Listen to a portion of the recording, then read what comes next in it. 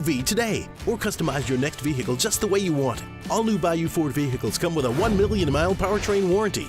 The crew at Bayou Ford is going to do right by you.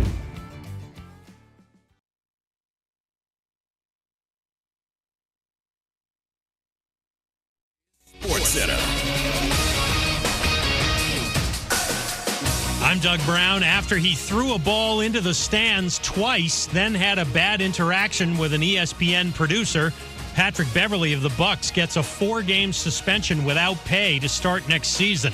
Beverley will be a free agent when this season is over. Tonight, the Celtics take a 1-0 series lead into Game 2 with the Cavaliers. It's on ESPN starting at 7 Eastern, and it's followed by Game 2 for the Thunder and Mavericks with OKC holding the 1-0 lead. ESPN's Kendrick Perkins believes the Thunder's present and future is bright. When you think about this team right now, led by SGA and Jalen Williams, I'm telling you right now, in the next 3 years, I guarantee you they're going to hang a banner and win the championship. Kendrick Perkins on NBA Today. The Charlotte Hornets hire Celtics lead assistant Charles Lee as the team's new head coach. ESPN's Adrian Wojnarowski reports Lee will get a 4-year contract. Former Northwestern quarterback Brendan Sullivan will transfer to Iowa. He'll have 2 years of eligibility remaining. Hey, it's your resident Super Bowl champ, Chris Kennedy. Coming up Friday, I'll tell you what I need to see from the Denver Nuggets if they have any hope of making this a series. It's Unsportsmanlike, 6 a.m. Eastern, right here on ESPN Radio, ESPN2, and ESPNU. Matt Moscona. I'm very important. After further review. Say it one more time. After further review with Matt Moscona. And here we go. Live from the Mercedes-Benz of Baton Rouge Studios. Let's ride!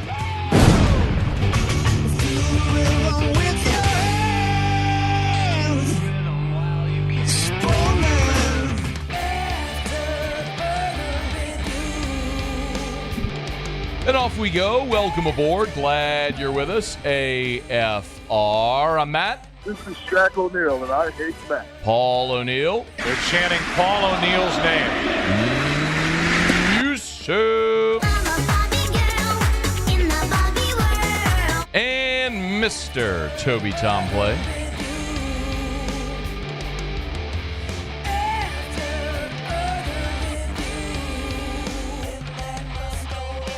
All right, we're here. Glad you are as well. Get out there and make it a good one. Brian Kelly sits down with Michael Cobble. We got Jeff Duncan, Kendall Rogers. Russ Mitchell returns for one day only. San Diego Padres manager Mike Shildt in Hour 3. We'll explain why he'll be here in a bit. Let us begin as we do every single day.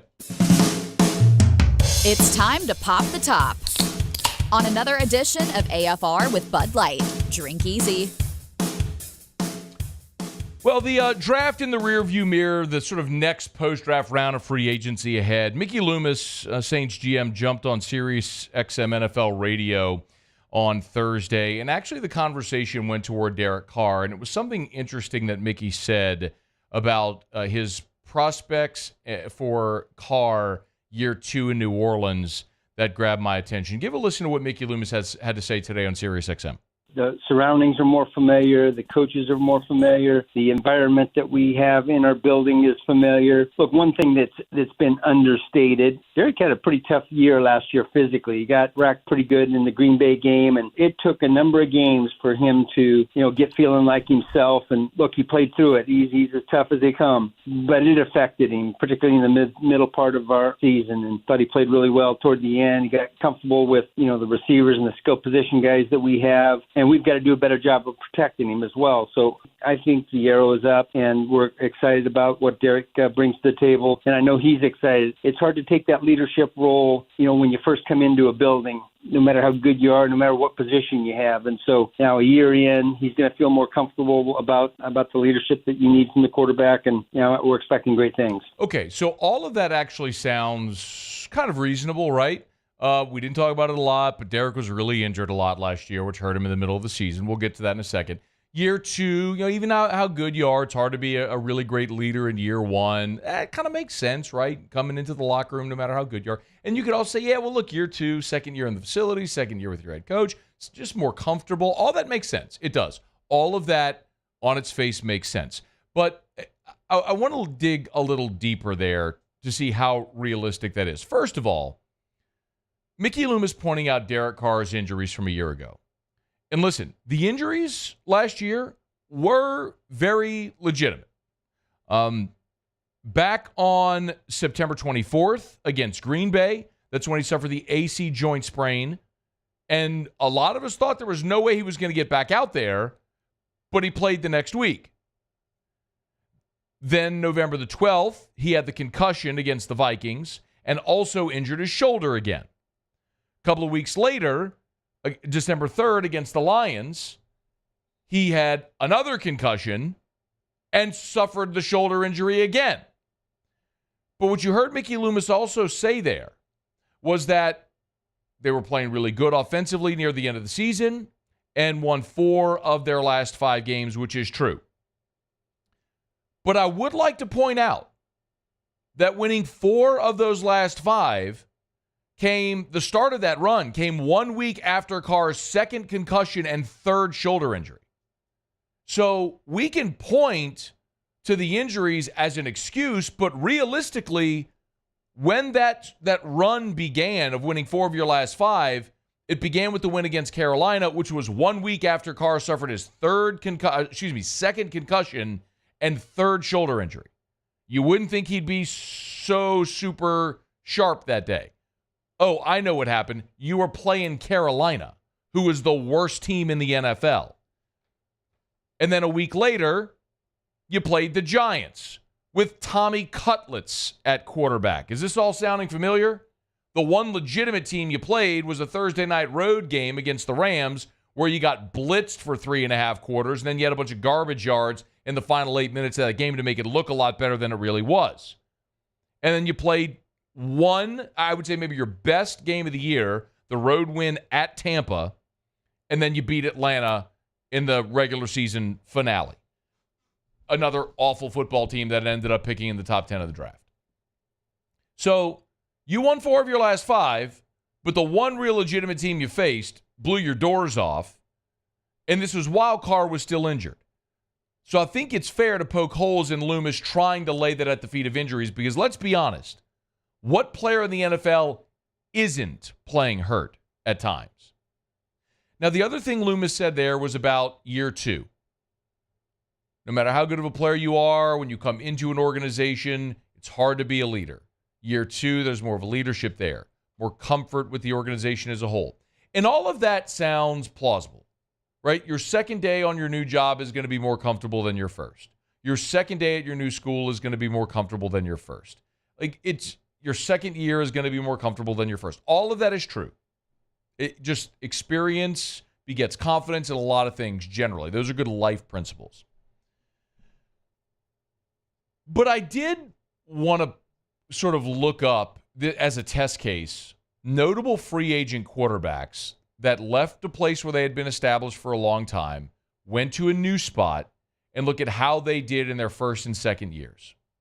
The most recent example of this is Matthew Stafford. Of course, Matthew Stafford was the number 1 overall pick of the Lions, where, boy, he threw for a lot of yards and had a lot of success there individually. They just didn't have great team success. We know what happened. They did a pick and quarterback swap, which sent Matthew Stafford to the Rams. Year 1 in Los Angeles, they won the Super Bowl with the Rams.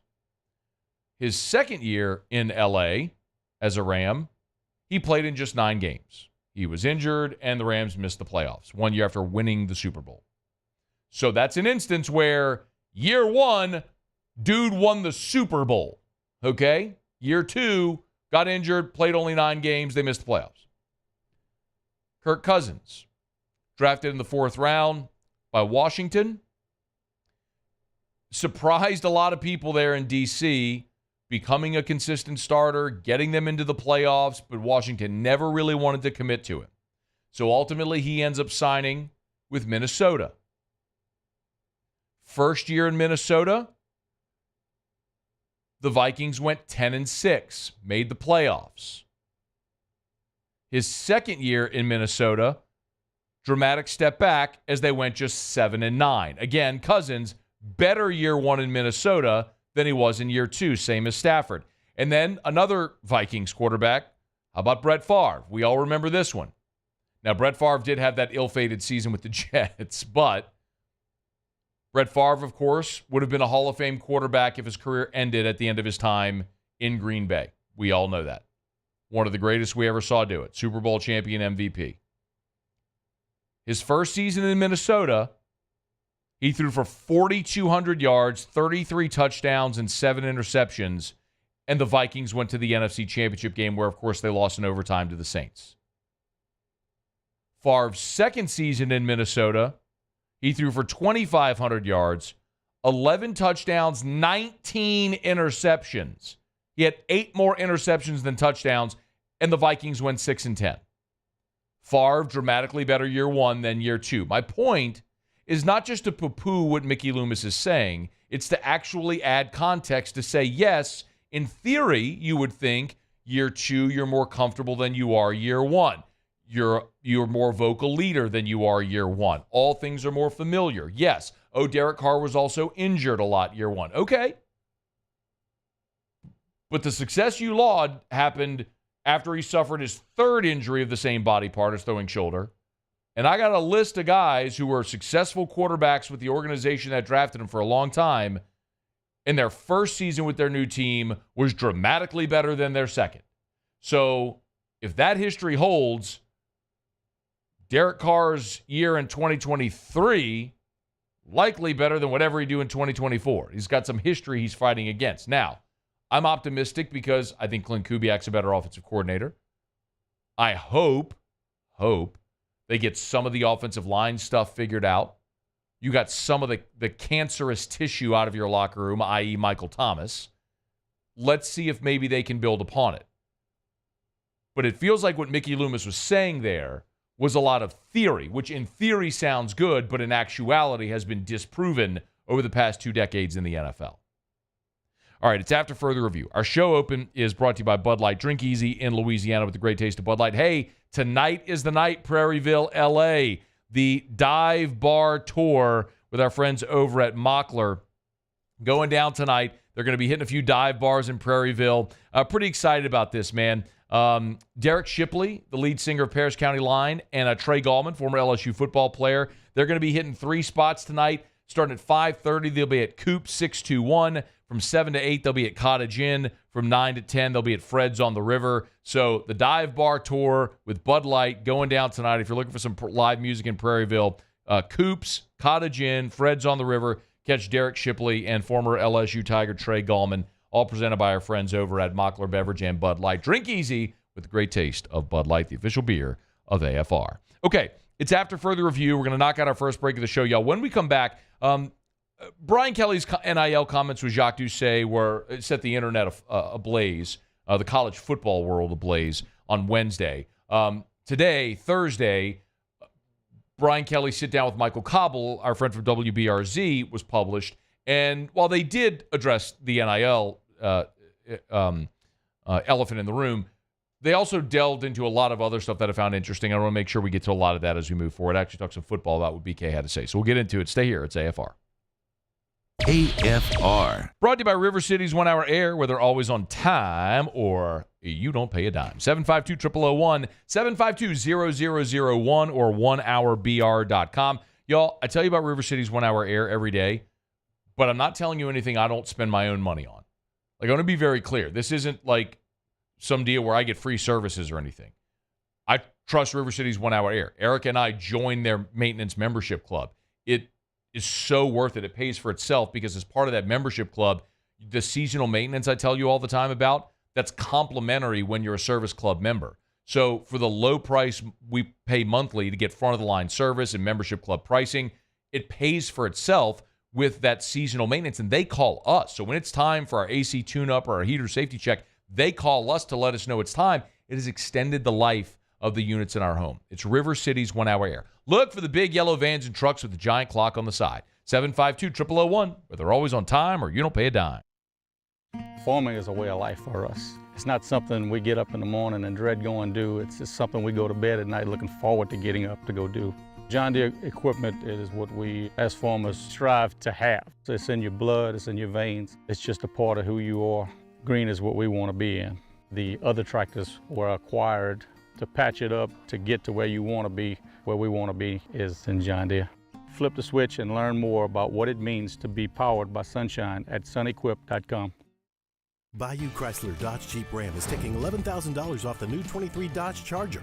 We're open for business in our beautiful new showroom and taking $11,000 off the powerful new Charger. All new Bayou vehicles come with a 1 million mile warranty. The crew at Bayou Automotive is going to do right by you.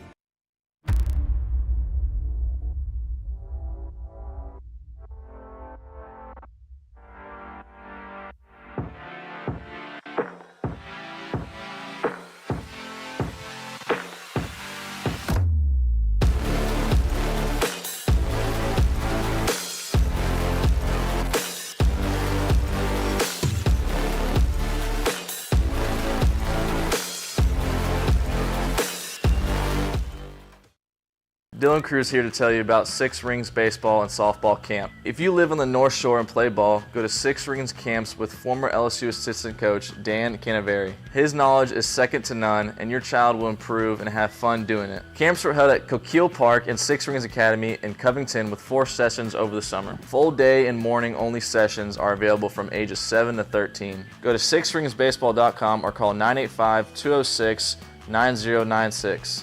Learn the game to love the game.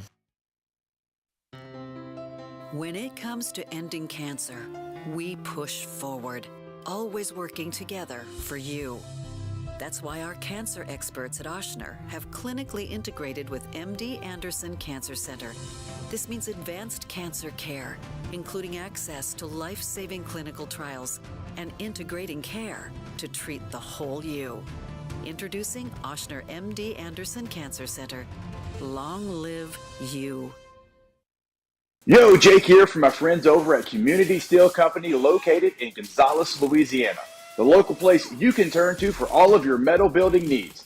Notice I said local, not Houston, not Dallas, not Atlanta, but right here in Gonzales. Visit them at their brand new state-of-the-art website at communitysteelco.com or pick up the phone and give them a call today to answer all of your questions on your metal buildings, roofing and sheet metal, and any other steel needs you or your business need at 225-647-2020.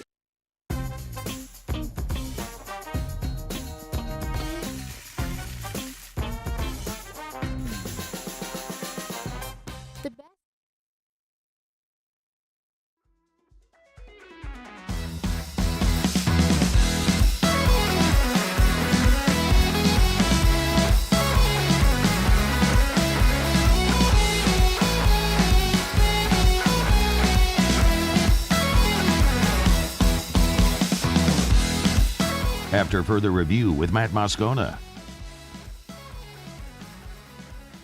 Well, Brian Kelly sit down with Jacques Doucet got a lot of people's attention, mostly because of 3 seconds of a 3.5-minute answer about NIL and defensive tackle. We've sort of unpacked that already. If you missed it, you can catch that on demand on our YouTube channel or podcast. My full thoughts are everywhere about it if you want to hear it. On Thursday, Brian Kelly sat down with Michael Cobble from WBRZ. I should say on Thursday that sit-down was released. That conversation, as I understand it, was recorded actually yesterday on Wednesday, but it was released today on Thursday in full. If you want to watch it in full, you can go to the WBRZ YouTube channel and watch it. It runs about 34 minutes. I did watch the entire thing today, and I thought it was really well done. Let me just get this one out of the way first. There was sort of the NIL follow-up to that conversation where Brian Kelly was asked if LSU is in position to compete in the NIL space. Here's what he said. Absolutely. I think we have a really good model. Look, we're not going out and just acquiring free agents. We don't need to do that here at LSU. Right. We're uniquely positioned with such a great state that has high school football that allows us to develop our players here and then retain them with great NIL opportunities, which we have. So we have the infrastructure, we have in place an NIL opportunity for our players, and we'll keep building on that. So do we have the coffers that maybe some of the other schools do? No, because we don't need to do that. But if there's a player out there that we feel like will help our football team, we can go get them. So it's never going to be that we don't have the ability to do that. It will be much more about we choose not to do that. And that's a good place to be. So there's a half-truth in there. Yes, LSU could have paid Dominic Williams and things that we all talked about. But LSU not having the coffer some programs have is not because LSU doesn't need to. LSU doesn't have the ability to fundraise the way schools like Texas or Texas A&M can. LSU can certainly catch Ole Miss, who's crushed it, but they've done a remarkable job of engaging their everyday, their average fan, not just the $1 million booster. By the way, one of the guys who was spearheading that effort in Oxford is now in Baton Rouge. Come on down, Austin Thomas. So I would expect that LSU's NIL engagement with the average fan, I hate to say it that way because I don't mean to say that one fan's more important than the other. I'm just talking from a booster perspective. I think you understand what I'm saying. But the masses, the ones that aren't going to be writing 6 or 7 figure checks, that's something that I would assume LSU is going to improve on dramatically. In any event, I think Brian Kelly has spoken his piece. I've spoken my piece. LSU's not going to be they're never going to be the most well-funded collective. They're never going to have the highest price roster. But the thing that I have always said, there are 3, I'm going to say it again, in case if you never heard it. There are 3 schools in America, 3, that have a distinct advantage, being the only Power 5 school in a talent-rich state, and that's LSU, Georgia, and Ohio State. With all respect to Georgia Tech, they're not playing in the same game, fishing in the same pool as Georgia is. Louisiana, Georgia, and Ohio are talent-rich states, and those are the only Power 5 schools in those states. Kids grow up in those states. They cut off their arm to play at LSU, and that's just true. Will Campbell, if he wanted to be a free agent, could have left LSU this offseason, put his services on the open market, and made a boatload of money because anybody would have paid a program-defining left tackle that's going to be a top 5 pick in the draft, whatever his number was. There would have been programs that would have done it. But Will Campbell, who has a great NIL opportunity here at LSU and gets to play for the school that he always wanted to play for. And that's going to mean more here than a lot of other places. So, yes, I agree with Brian Kelly in that sense. LSU's not going to be the most well-funded collective, but they're still going to be able to win because you're always going to have guys like, just look at the receivers. Malik Neighbors, where is he from? Oh, Lafayette. Brian Thomas, Walker. Jamar Chase, New Orleans. Justin Jefferson, New Orleans. Odell Beckham, New Orleans. Jarvis Landry, Lutcher. Oh, really? All these amazing players, they're all within an hour of your campus. That's the advantage LSU will always have because there are some guys that would cut off their arm to play at LSU, and they're just never going to leave. There will be ones that do, and that's okay, but there's enough of them that are going to come and stay. Some of the other stuff, they covered a lot of topics. One of the things that I found interesting was, and I want to get some of the defense stuff because they did go deep into Blake Baker and Corey Raymond and those guys leaving and coming back. I want to get to that in a second, but I thought this was interesting as well. We've talked so much about Garrett Nussmeier being the son of a coach and how that maybe helps him being the son of a coach. And Brian Kelly's answer I thought was actually really interesting. I thought where that really paid dividends for us is with him staying when he wasn't the starter. I think having that coach's pedigree gave him the patience and maybe forward thinking, if you will, that, hey, I'm going to get my chance, and when I do get my chance, I'll make the best of it. I think that's really where it helped. Right now, where he stands as the starter, I think that pedigree shows itself in the leadership category. Okay. Because he's been around the game. He knows the game is more than just playing it. You also have to lead from that position. So we're getting great leadership from him as well. And so now you've got a quarterback that's also one of your best leaders. By the way, I'm not going to poo-poo a quarterback that transfers. Let's be abundantly clear. The guy that just won the Heisman for LSU transferred here. The last guy that won the Heisman for LSU transferred here.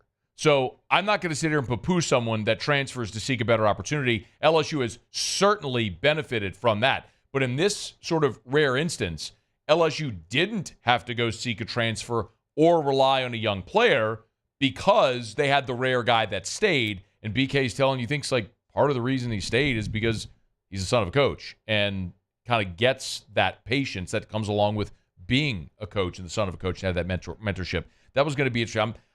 I'm fascinated to watch Nussmeier this year, to watch his growth and his trajectory, because that's a guy that early in his career, I know a lot of people were Nuss bust people before the 22 season. And I was one that was pounding the drum like Jaden Daniels. He has the experience. You didn't go get him not to play him, and it obviously worked. But Nuss stuck it out, and we've seen talented guys like Walker Howard leave as a result of that. Well, now it's Nuss's shot to make sure, or to validate that decision. It's going to be interesting to see. A lot of fan conversation is centered around Corey Raymond, Blake Baker, two guys that were not retained by Brian Kelly when he first got the job at LSU and now has brought back. And that's something that Michael Cobble asked of Brian Kelly, in essence, to say, in hindsight, did you make a mistake in not retaining those guys and now 2 years later having to come bring them back? Yeah, I think timing. I think Blake needed another job. I think Blake needed to go out after, he was at Miami. Then he came here as a position coach. I think going to Missouri, I think he would tell you it was a great opportunity for him to really, show himself and what he could do with, he didn't have, the players that he had at Miami. And kind of in some sense, the sum was greater than any one of his parts there. And you saw the players that they got drafted at Missouri. So I think it was a great opportunity for him and to be evaluated at the same time. So it gave me a great chance to see him in that role, and I think it worked out great for him. With the benefit of hindsight, we could all look and say, you should have retained Blake Baker because he had 2 great years at Missouri. But at the time, if I had asked you candidly, would you want Blake Baker as your defensive coordinator, who was the one-year linebackers coach at LSU on a failed defense with Ogeron and Durante and all that stuff, part of that era, or get Matt House from the Kansas City Chiefs, who had been a successful defensive coordinator in the SEC at Kentucky? Like, we can be honest here, right? Like, with the benefit of hindsight, we could all look back at that moment. If I said back 2 years ago, which would you have taken? We all would have taken Matt House over Blake Baker. We now have the benefit of hindsight, however. So, and look, and Matt House was a linebackers coach as well. So you were going to keep Blake Baker to coach linebackers. So I get it. And yes, it did allow, now when you bring Blake Baker back, the opportunity to say, well, now I've seen him be a coordinator in the SEC for 2 years very successfully. He's gotten that experience. And when you're at LSU, you can take the defensive coordinator away from Missouri. That wouldn't happen vice versa. So you just are able to make a more informed decision now. But 2 years ago, I think we all would have said the same about Matt House over Blake Baker. Where I disagree with Brian Kelly is on Corey Raymond. I think this is his this and not retaining Greg McMahon as special teams coordinator, I think, are his biggest misses on staff since he's been here. But this is what he said about letting Corey go initially. I think when it came to Corey, I think at that time, the transition was needed. And so I think it's all about timing in those situations. It wasn't about that anybody was a bad coach. Right. It was much more about the timing and making it a reset. And everybody got a chance to take a reset, take a step back. And now I think the timing works out great. And all the roles now fit nicely for us at LSU. I fundamentally disagree with him there. That was a mistake. You replaced Corey Raymond with Robert Steeples, who that was his first college position coach job, and it was inheriting DBU. That was a miss. That was a miss. That was a fail. Like that was like, it's okay. Kelly on his staff hires has had far more wins than losses, far more checks than X's. Letting Corey Raymond go the first time was a massive failure. That was a mistake categorically, and your secondary suffered mightily because of it. But credit Brian Kelly for having the humility to turn back in hindsight and say, we need that guy. And by the way, I love this too. There's been this question about Corey Raymond, has he lost a step, whatever the case may be. Listen to what Brian Kelly, how he explained what the expectation is for Corey Raymond on the staff. There's no one that I've been around in my time that works harder at the recruiting end of it and carries a reputation that is nationally as strong as his. Yeah. So, and we needed to get better there. He cares so much about the development of the players at that position that you don't have to worry about where he is. I mean, he is with his guys every second of the day. And so we needed player development and we needed recruiting. We didn't need anybody to let us know what kind of coverages he wanted to run or what kind of schemes. We needed somebody to develop players and recruit them. And he's doing that. By the way, Corey Raymond didn't learn how to recruit and develop players in the last 2 years while he was in Gainesville. You had that guy and you let him go. That was a miss. So that's where I would disagree. But it was a really interesting conversation with BK, and I want to get to more of it. We got a break. I'm going to sprinkle this in. We got to go around the SEC. We got Jeff Duncan coming up, Kendall Rogers, and we get to more of it in about an hour from right now. I thought it was a fascinating conversation about the impact of the helmet communications. Remember, there's going to be a player on offense and defense this year that have the earpiece in their helmet where coaches can talk to them up until 15 seconds remaining on the play clock. And Brian Kelly had some really thoughtful answers about how that's going to impact both offense and maybe even more so negatively impact defense. We're going to get to that as we move throughout the show. Good stuff there with Cobble sitting down with Brian Kelly. Again, you can hear the whole thing on the WBRZ YouTube channel if you want to check it out. Okay, we're brought to you by Lee Michaels Fine Jewelry. Gents, Mother's Day is on Sunday. Let's say Thursday, Friday. You got 2 shopping days left after today. You better go get by Lee Michaels. Mall of Louisiana, right there at the first floor underneath where the food court is, the Corbett Boulevard in Bocage, Lafayette, New Orleans, Shreveport. You're in Louisiana, no matter where you're listening to me, there's a Lee Michaels near you. You want to thrill mom on Mother's Day? Get her an exquisite gift from Lee Michaels. LMFJ.com. That's where you can go to the website, LMFJ.com, for Lee Michaels Fine Jewelry. And remember, dads, husbands, you can trade in your wife's old diamond for an upgrade if you want to do that. It's a great way to do it. Great anniversary, maybe for Mother's Day. Thrill her with a gift in the red box from Lee Michaels Fine Jewelry. LMFJ.com. Okay, it's after further review. Glad to have you hanging out with us here, y'all. Jeff Duncan in 30 minutes. Kendall Rogers next hour as well, as we'll preview LSU Alabama from Tuscaloosa, LSU's postseason path. Mike Shildt, the manager of the San Diego Padres, Mike Shildt's going to be here in 90 minutes, right at the start of hour 3. I'll tell you more why he's going to be here, but I'm excited about it. And Russ Mitchell is going to be here in hour 3 as well. And I don't know why. Russ texted me last night and wanted to come on the air. And so I was like, of course. The last time Russ was here, Nick Saban retired. So maybe Dabo is going to call it quits today. We'll find out. All right, stay here. It's AFR.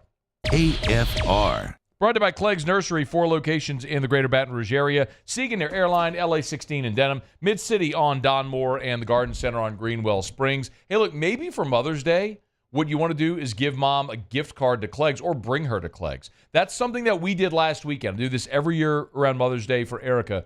We go to Clegg's. The one on Siegen is the one by our house. But we go to the Clegg's on Siegen, and Erica can get whatever flowers and plants that she wants, and we bring them home, and we have like a planting day. All of our patio pots, our flower beds, the garden, all that sort of stuff, you can get by Clegg's Nursery. They got great gift ideas for mom. Maybe mom's a green thumb. She knows what she wants. You can get her a gift card, let her pick it out. Or you can get great outdoor decor as well. They have tuned wind chimes, bird feeders, hummingbird feeders. If you're thinking about something different for mom, you can find it at Clegg's Nursery. Any of the 4 locations in the greater Baton Rouge area. Buy local, shop local. Tell them Matt sent you in to Clegg's Nursery. Gulf Coast Office Products is a nationally recognized Savin office equipment dealer based right here in Louisiana. Over 100 employees strong, Gulf Coast has the boots on the ground to support all vertical markets, from education, engineering, legal, and finance. With the latest in office technology, from desktop to production segment units, Gulf Coast and Savin have the perfect fit for you. Call 225-756-2644. That's 756-2644 for Gulf Coast Office Products. I've been doing business with Luba for 25 years. They're dependable, trustworthy. It's just the attention to detail with our clients. Our folks have years and years of experience. They're highly trained professionals. But many companies have that asset. What I'd like to think makes Luba a bit different is that we use those talents in a way that truly is dedicated to serving the needs of the folks who depend on us. The Windsor Senior Living Community in Mandeville, Louisiana is a beautiful, vibrant apartment community geared towards seniors. They are nestled right in the heart of Mandeville, where seniors live a more carefree lifestyle in spacious apartments with the peace of mind that comes from having a little extra help. Call the Windsor at 985-624-8040 to schedule a lunch and tour. Come see how the Windsor can be your passport to peace of mind. Breck teamed up to reimagine your parks, and you imagined big. With your help, we went to work, creating 12 beautiful community parks across the parish. A family-sized water park, miles and miles of trails, and parks just for your dogs. There are more places to splash, to explore, to run wild, and even soar. You imagined, we delivered. Gold. Breck, your #1 park system in the nation. There it is, the extra mile. On the border of expected and extraordinary for those willing to go further, like vans customized for work or play, with safety and tech to keep you connected. Supported by a 5-star sales, service, and finance team, and backed by the 1-star you know. So go the extra mile. It's never crowded because so few have what it takes to go there. Mercedes-Benz Vans. Electricity is all around us, and our families depend on it.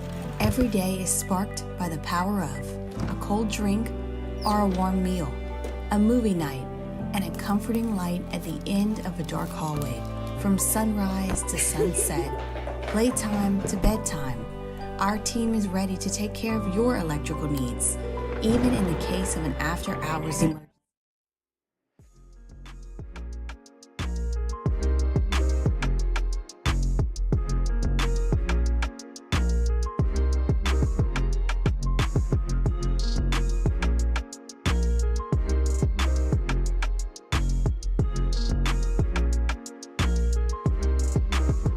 After further review with Matt Moscona.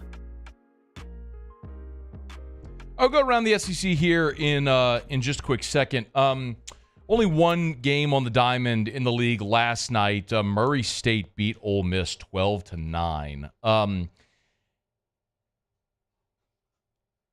not gonna sit here and overemphasize a midweek game. Y'all know that. But Ole Miss sure feels like a team that's quit.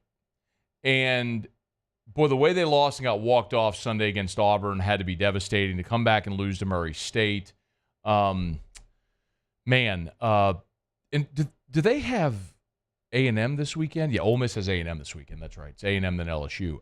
I mean, A&M may put Ole Miss out of their misery before Ole Miss gets to Baton Rouge. Like, that may be a team running on less than fumes by the time they get to Alex Stadium a week from now. So, that's going to be one worth watching, certainly, because the two opponents LSU has left are Alabama this weekend, and of course Ole Miss next as LSU continues to fight toward the postseason. Tonight, just one game in the league tonight. It's Georgia, ranked 15th, on the road in Columbia against 13th ranked South Carolina. So that should be a good one tonight. 7:00 Central on the SEC network. So we'll keep an eye on all the baseball. Kendall Rogers will be here in about 30 minutes or so from right now. We'll talk LSU, Alabama, and the weekend ahead in the conference. All right. It is After Further Review. We do it every day about this time. Let's go around the SEC. Around the SEC, bringing you the biggest news from the nation's best conference, the Auburn Tigers. Auburn Athletics Director John Cohen has inked a 2-year contract extension that runs through October of 2029.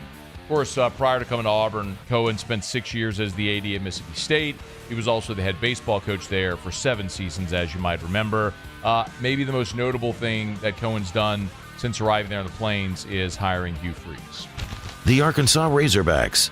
Former Kentucky player and assistant Tyler Ulis is following John Calipari to Arkansas. He'll be on the coaching staff. Ulis will be the third assistant to follow Calipari from Lexington. Ulis Joined Kentucky staff 2 seasons ago as a student assistant, where he's served now the past 2 years. You might remember Eula spent 3 seasons in the NBA. He was drafted 34th overall in 2016 by the Phoenix Suns. The Kentucky Wildcats. And Calipari's former team has now signed a player that Calipari didn't recruit. Mark Pope in Kentucky have gotten an in-state signee now in small forward Trent Noah. You might remember this. Earlier in the week we told you Trent Noah was not he's from Kentucky, was not recruited by Kentucky, signed with Lamont Paris in South Carolina. Well, Mark Pope, the new coach at Kentucky, apparently somehow, maybe just, I don't know how that happened. Maybe just because if Trent Noah had already signed his letter of intent with South Carolina, nobody from Kentucky could tamper and talk to Trent Noah. So I don't know how. They must have just been really, really fortunate in knowing that he went into the portal. Just a guy that they wanted, and he just maybe on a whim and a prayer hoped that maybe his home state school with a new coach might be interested in him. Funny how sometimes things like that work out, right? Coincidence. It's strictly, purely coincidence. Actually, what I heard is that Trent Noah didn't like the food in the dining hall at South Carolina. Said, can't stay here, going in the portal. I'll go anywhere but here. And then it just so happened that Kentucky had a new coach and brought him home. Yeah. 6'6" guard. He's a 4-star prospect. Small forward, excuse me. Averaged 30 points a game, 29.9 points per game as a high school senior. Kentucky has 3 spots remaining, scholarship spots remaining on their roster this year. All right, there you have it. That is Around the SEC. We're brought to you by South Point Volkswagen, southpointvw.com. New and certified pre-owned in Baton Rouge, online at southpointvw.com, southpointvw.com. Hey, look, we're heading toward graduation season. Listen, if you are a college student, maybe a high school graduate going into college, all college students get $500 off any vehicle at South Point Volkswagen. So you're going to buy a new vehicle, boom, college student, $500 off just for being a college student. They're helping you out. Also, great deals, like 0% APR on certain models for up to 60 months, 2.9% for up to 60 months on others. I tell you all the time, look, when I leave here today, going to the parking lot, I'm going to get my Volkswagen Atlas Cross Sport, and I'm going to drive home. I'm going to open up the garage, and there's Erica's Volkswagen Atlas. We're a Volkswagen family. We have converted the style, the feel, the performance of luxury. I mean, Erica's got the brand new Atlas with all the bells and whistles. I mean, the LED lights on the inside. I mean, it's like you're driving a spaceship. The big old LED screen, the touch screen, everything, the technology in it, and manufactured right there in Chattanooga at their Tennessee plant. So you're supporting American jobs as well. South Point Volkswagen, Louisiana's largest volume Volkswagen dealer. South Point Volkswagen. What's your direction? All right, y'all. It is after further review. Glad to have you aboard with us here. I got a tweet. We're talking a little bit about what Brian Kelly had to say with Michael Cobble in his interview. Derek said, I totally agree on Corey. The other mistake was letting Greg McMahon go. Special teams suffered by it. That's one of the things that I did mention in the last segment, that there were 2. And I remember, so T-Bob and I did this when we were doing the Scone and T podcast. When Ed got fired and Brian Kelly was hired and brought in his new staff, we went side by side and looked at the outgoing staff and the incoming staff and looked position by position. And at literally every single staff spot, you could say that LSU improved their staff, except for special teams coordinator and cornerbacks coach. They went from McMahon to Polian, and that was obviously a downgrade. And you went from Corey Raymond to Robert Steeples. And it was very clear. Everywhere else, now look, they retained Brad Davis, but they brought in Mike Denbrock. Jake Peets, that was his first year ever calling defense. Even Matt House. Matt House had been a successful defensive coordinator in the SEC. I'd been with the Kansas City Chiefs. Remember, Tyronn Mathieu raved about Matt House. Brian, you heard Brian Kelly in the soundbite say it. Can you play the beginning of that soundbite again, Muse, where Brian Kelly talked about Matt House and scheme? I think it was if you have it, yeah. Number 8. I think it was number 8. Don't worry about it. Don't, if you can't find it, it's okay. But Brian Kelly said the scheme wasn't the problem with Matt House. I'm paraphrasing here. If you can find it, please do. It might be mixed into that bite. So scheme wasn't the problem with Matt House. So Matt House knew more about scheme than any coach he'd ever been around. It was they couldn't tackle and get their feet in the dirt, and a lot of the fundamental stuff with football that they struggled. So scheme went out the window. But all that to say, Matt House was an upgrade over Durante Jones. Like all position by position on that staff, you upgraded except those 2. And I think they're still trying to figure out special teams. My hope is Slade Nagel, who's been a very good special teams coach, a lot of places, including being down at Tulane here recently, along with his tight end duties, that he's able to help elevate LSU special teams. But Brian Kelly said point blank, you still don't feel like you're confident in punter. I'll believe you're going to be good returning punts and kicks when I see it, because we said the same thing before this past season when you brought in Aaron Anderson, and we certainly thought the same thing before 22 with Malik Neighbors. And, man, you have stunk there the last 2 years. So aside from having Damian Ramos sort of steady as she goes as your place kicker, everything else is in flux in special teams. You lose Jay Bramblett. You still haven't proven you can return kicks or punts. So very much a question mark for this team as they move out of spring toward the summer and then into fall camp. Okay, it's after further review. We'll knock out a quick break. You can always email us, tweet us, text us in the 225-396-4400, 396-4400, 396-4400. Jaden Daniels and Malik Neighbors might have gotten themselves into some real trouble with the NFL before they ever take a snap. I'll explain next. It's AFR. AFR. Glow Resources, complete employer solutions. Check them out online at glowresources.com. You know, I've told you this a couple of times now, but I really want to hammer home this point. If you're a business owner and you're in charge of hiring,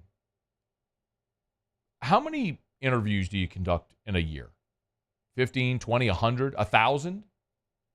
Think about whatever that number is. How many interviews do you conduct in a year?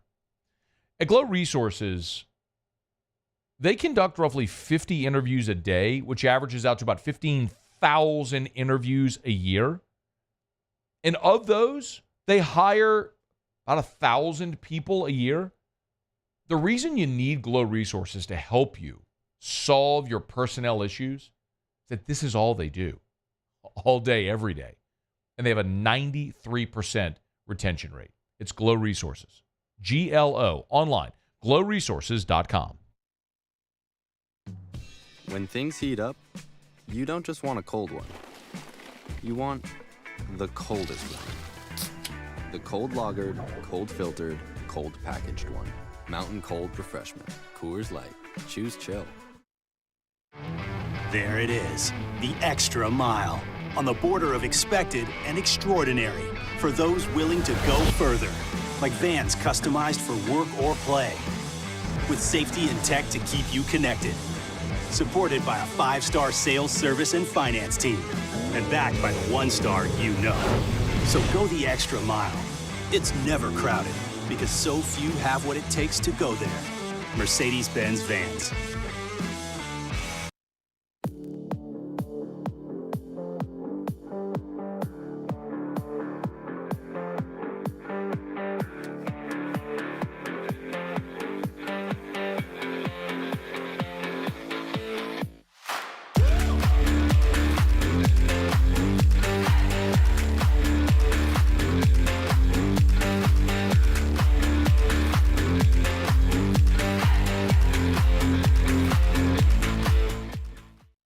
Hey, it's Matt Moscona. For years, you've heard me tell you about Insurance Network of Louisiana, helping you find better coverage for less money. But it's not just for your home and auto. They also offer commercial property. So, retail stores, professional offices like doctors, dentists, attorneys, clothing boutiques.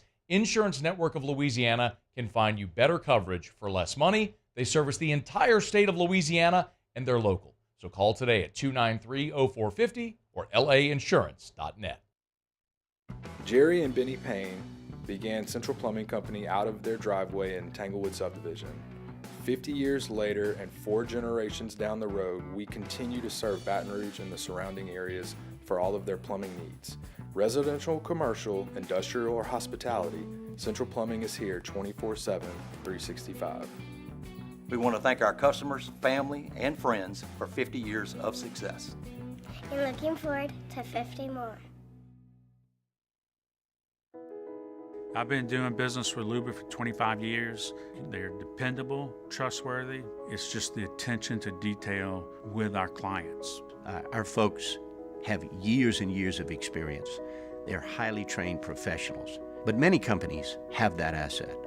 What I'd like to think makes Luba a bit different is that we use those talents in a way that truly is dedicated to serving the needs of the folks who depend on us.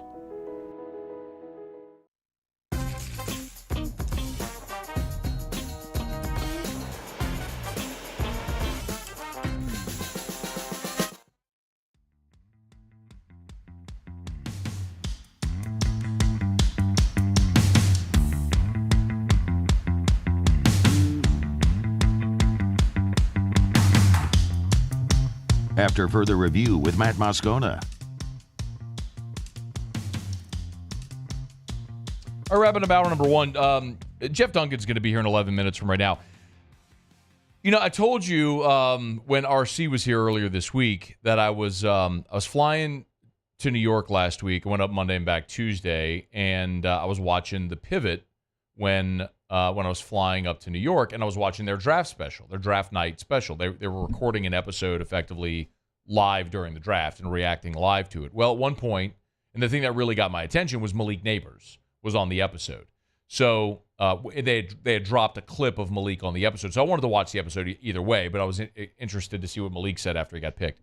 So you're going to hear this because now you know Malik and Jaden Daniels apparently have a small side wager that's getting them into a little bit of trouble. This was Malik Neighbors on the Pivot after the draft. It's gonna be fun. You know, we got a bet going for Rookie of the Year. Right. whoever loses got to pay. I think it's 10,000 cash. Oh boy! So, yeah, it's a big. That's light. So, and the interesting thing too about it is you had 3 former NFL players there with RC and Fred Taylor and Shannon Crowder, and none of them really batted an eye at the thought of it. But Malik said on the Pivot, we got a $10,000 bet. Well, then Jaden Daniels was a guest on the All Facts No Breaks podcast with Keyshawn Johnson, and Key brought it up with, here you go. Is it facts or fiction that you and him have a Rookie of the Year bet going on? Man, he wasn't supposed to tell nobody. It's supposed to be. We got a little something going on. What's the bet though? Is it money or is it what? Yeah, it's money. How much? 10. Who won Rookie of the Year? That's nothing for y'all now. You guys. I mean, he put it out there, so it's like that ain't really. I can't say he capped. So apparently, here's the problem, and I don't think you or I or anyone actually cares about that. There's a dramatic difference between a personal wager with a friend about who's going to win Rookie of the Year as opposed to throwing games or anything like that. But the gambling policy does have the NFL's gambling policy does have a component that includes, quote, commercial gambling, whether for profit, charity, or anything else that involves third parties, e.g. bookies, dealers, the house, as well as, it says this in the letter of the rule book, as well as private wagers between teammates, family and friends, or others. So, yeah, technically, the two of them acknowledging this are in violation of the league's gambling policy. Now, to advance it just a smidge, ESPN contacted the league's office today to determine if this would violate the policy. And the report says they didn't hear back, but the rookie education on the league's gambling policy takes place during rookie minicamp, which begins today. And a lot of rookies will hit the practice field tomorrow, but there's a lot of assembly today, things like that. But this could be the way around it. Let's be very clear. The NFL has no interest in seeing the numbers 2 and 6 picks in this year's draft suspended or gutted from their roster or anything of the sort, okay? You would have to be a maniac to want that to happen. You're going to protect these young assets on your roster. Now, I understand there have been very good players that have had suspensions, that have been suspended because of gambling. But similarly, look at what Major League Baseball did, just going, bending over backwards to protect Shohei Ohtani, when that certainly looked, on the record, someone saying that Ohtani paid off his gambling debts. And then all the heat came, and a day later, the entire story spun. Well, I certainly expect the NFL is going to do what they can, however loophole they need, to protect Jaden Daniels and Malik Neighbors here. But it is, a lesson learned here that something can't be done. As harmless of a joke, wager, whatever it is between friends, it's something that they're going to have to cancel. We'll see how the NFL works their way around it, and hopefully it just goes away quietly. But Two LSU guys got themselves in a little bit of hot water today. We'll follow it, and as it continues to develop, we'll let you know. All right, we're brought to you by Shaw Bills. Shaw Bills Tire and Auto Service, ShawBillsTire.com. 18 locations across South Louisiana. Best thing about Shaw Bills, yes, they treat you like family. They'll sell you name-brand tires at wholesale prices. You want the best tires on the road, they're going to sell them to you at the cheapest price possible. You get the Charlie's dozen, a dozen benefits every time you buy tires at Shaw Bills. Free balancing, free tire rotations, alignment, tire repairs for the life of your tires. That's what they guarantee, the price match guarantee. Buy tires at Shaw Bills, see them advertised cheaper somewhere else, they'll refund you 125% of the difference. So many ways that Shaw Bills treat you like family, and that's the differentiator.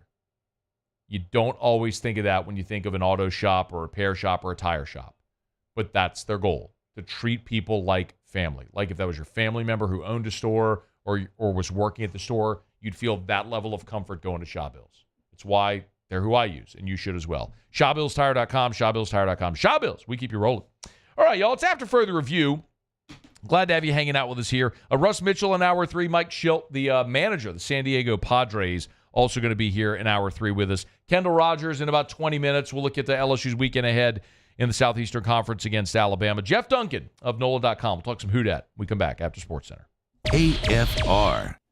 Thinking of buying land? Your first call should be to First South Farm Credit. Your first option should be to First South Farm Credit. First in agriculture in Louisiana for 100 years has been First South Farm Credit. First South is how you buy land. Go to firstsouthland.com, firstsouthland.com. As a matter of fact, you want, just send your inquiries to my guy Tim over at First South Farm Credit. He'll help you out. Just tell him Matt was talking about it. They'd love to help you out. First South Farm Credit, one of the things I love most about them is they're a member-owned cooperative. Because they're owned by their member borrowers, they share the profits with their borrowers. So they offer a patronage refund every year. They've done this every year for the last 30 years. If you borrow money from First South Farm Credit, every year you are going to get a check, a patronage refund from First South Farm Credit. No catch. Go to firstsouthland.com. Thinking of buying land? firstsouthland.com. Bayou Ford has the new inventory to get you in a new Ford truck or SUV today, or customize your next vehicle just the way you want it. All new Bayou Ford vehicles come with a 1 million mile powertrain warranty. The crew at Bayou Ford is going to do right by you. Gulf Coast Bank and Trust is giving our customers the power to bank anywhere, anytime during this challenging event. And we're right there with you. Our mobile banking app is a smart way to manage your money and time. Gulf Coast Bank and Trust, the bank that cares about you.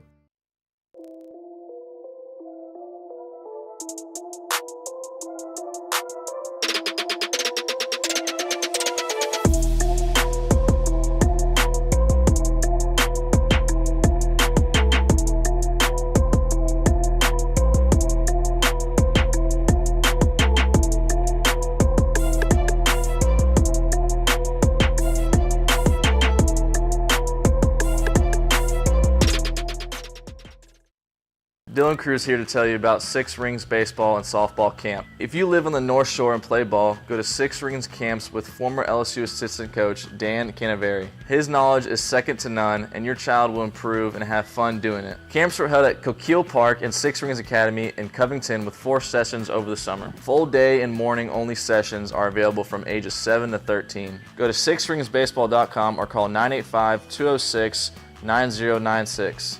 Learn the game to love the game. When it comes to ending cancer, we push forward, always working together for you. That's why our cancer experts at Ochsner have clinically integrated with MD Anderson Cancer Center. This means advanced cancer care, including access to life-saving clinical trials and integrating care to treat the whole you. Introducing Ochsner MD Anderson Cancer Center. Long live you. Yo, Jake here from my friends over at Community Steel Company located in Gonzales, Louisiana. The local place you can turn to for all of your metal building needs. Notice I said local, not Houston, not Dallas, not Atlanta, but right here in Gonzales. Visit them at their brand new state-of-the-art website at communitysteelco.com or pick up the phone and give them a call today to answer all of your questions on your metal buildings, roofing and sheet metal, and any other steel needs you or your business need at 225-647-2020.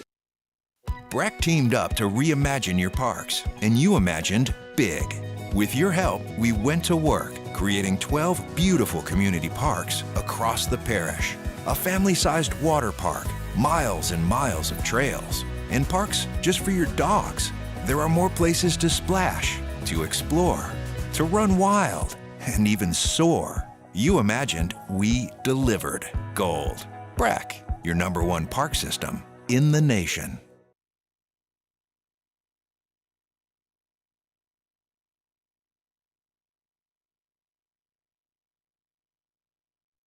This is SportsCenter. I'm Doug Brown with breaking news. The Phoenix Suns fire head coach Frank Vogel today after only one season on the job. The Suns finished 6th in the West with 49 wins and were then swept by the Timberwolves in the first round. Patrick Beverley gets a 4-game suspension to start next season after the Bucks' season-ending loss to the Pacers. Beverley twice threw a ball at fans and then had an inappropriate interaction with an ESPN producer. Beverley will be a free agent after the season. ESPN's Brian Windhorst reports the Pacers have pointed out to the league what they believe are 78 incorrect calls or non-calls that went against them through the first 2 games of their series with the Knicks. R.J. Williams says the Pacers have other problems to worry about. They got their tails whooped defensively.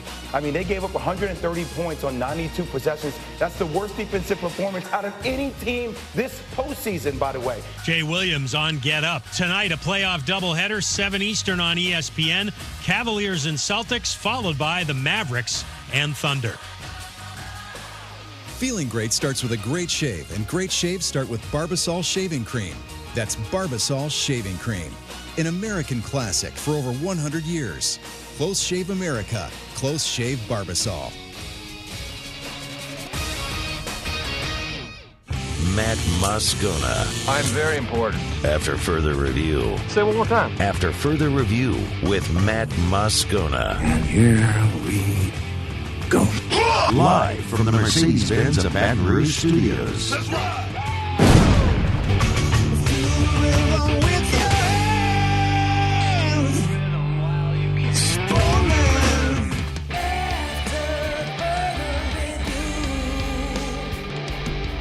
Hour 2, off we go. Welcome aboard. Glad you're with us. It's AFR. I'm Matt. You're a loser, Matt. Hey, shut up, kid. Paul O'Neill. They're chanting Paul O'Neill's name. Muse here. And Mr. Toby Tom Blake.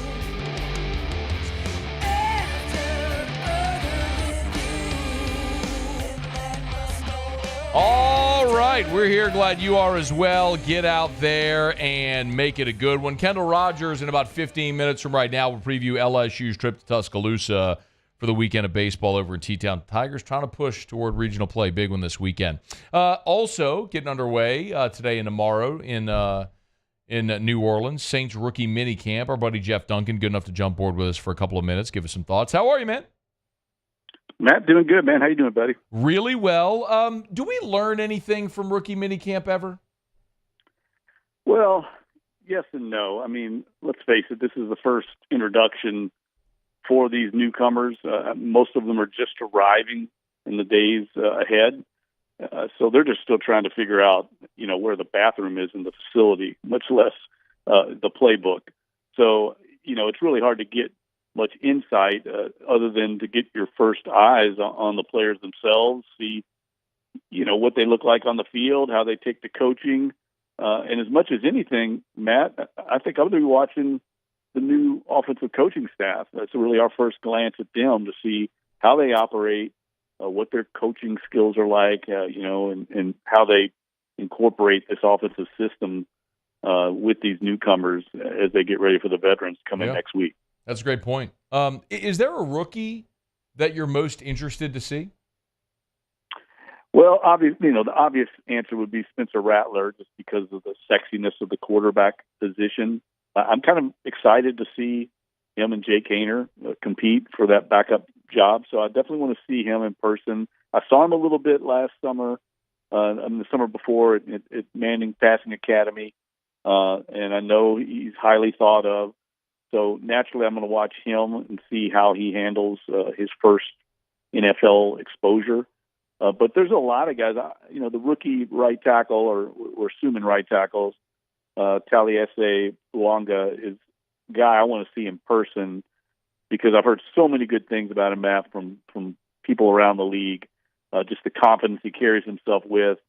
I'm eager to see him, and I'm sure they're counting on him from day one. You've covered the Saints for a long time. I think the most obvious comp here would probably be when Andrus Peat came in. I understand Trevor Penning, but small school. I'm talking about big school from the West Coast coming in. We're assuming is going to be a right tackle. Do you see any comps or any familiarity there or similarities with Fuanga to when Peat came into New Orleans?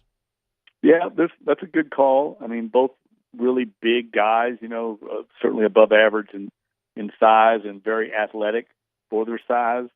I think Fuanga I think naturally the thing that I think of is he's a little more aggressive in his demeanor. I mean, Andrus Peat, we always laugh in the media corps, seemed like he never showed any emotion or any passion for the game. He was just this big, giant bear of a man who figured he could play football for a living. I'm not sure he ever really truly loved the sport, and I think that's definitely not true of Fuanga. Everything you hear is he just loves football. The fact he competed at the Senior Bowl when he really didn't have to, he kind of assured himself of being a first-round pick. So that tells you a little bit about the guy. I'm really eager to meet him and get a chance to see him. It's interesting. Jeff Duncan's our guest. It's interesting when I asked you who you were most excited to see, you said, well, obviously, and then you said Spencer Rattler. I was a little on edge because I thought you could have said Fuanga because obviously he's the first-round pick. But Rattler, for a lot of reasons, the position namely, and the name. But you said something interesting. You said compete with Haener for the backup job. Are we to believe that this means Nathan Peterman, his services aren't going to be needed this year? I think he's obviously going to be in the mix, but you don't draft Jake Haener in the 4th round and Spencer Rattler in the 5th round and not keep them, in my opinion. Okay. I think it would take something pretty serious. Now, obviously, Peterman's got the experience, but, man, around the league, I think we've had a little bit of an anomaly here, or a unique situation the last few years with Jameis Winston and Teddy Bridgewater and Andy Dalton, where we knew who the veteran backup was going to be. I think they're in a different place on this team now. They need to find an answer long-term to that position.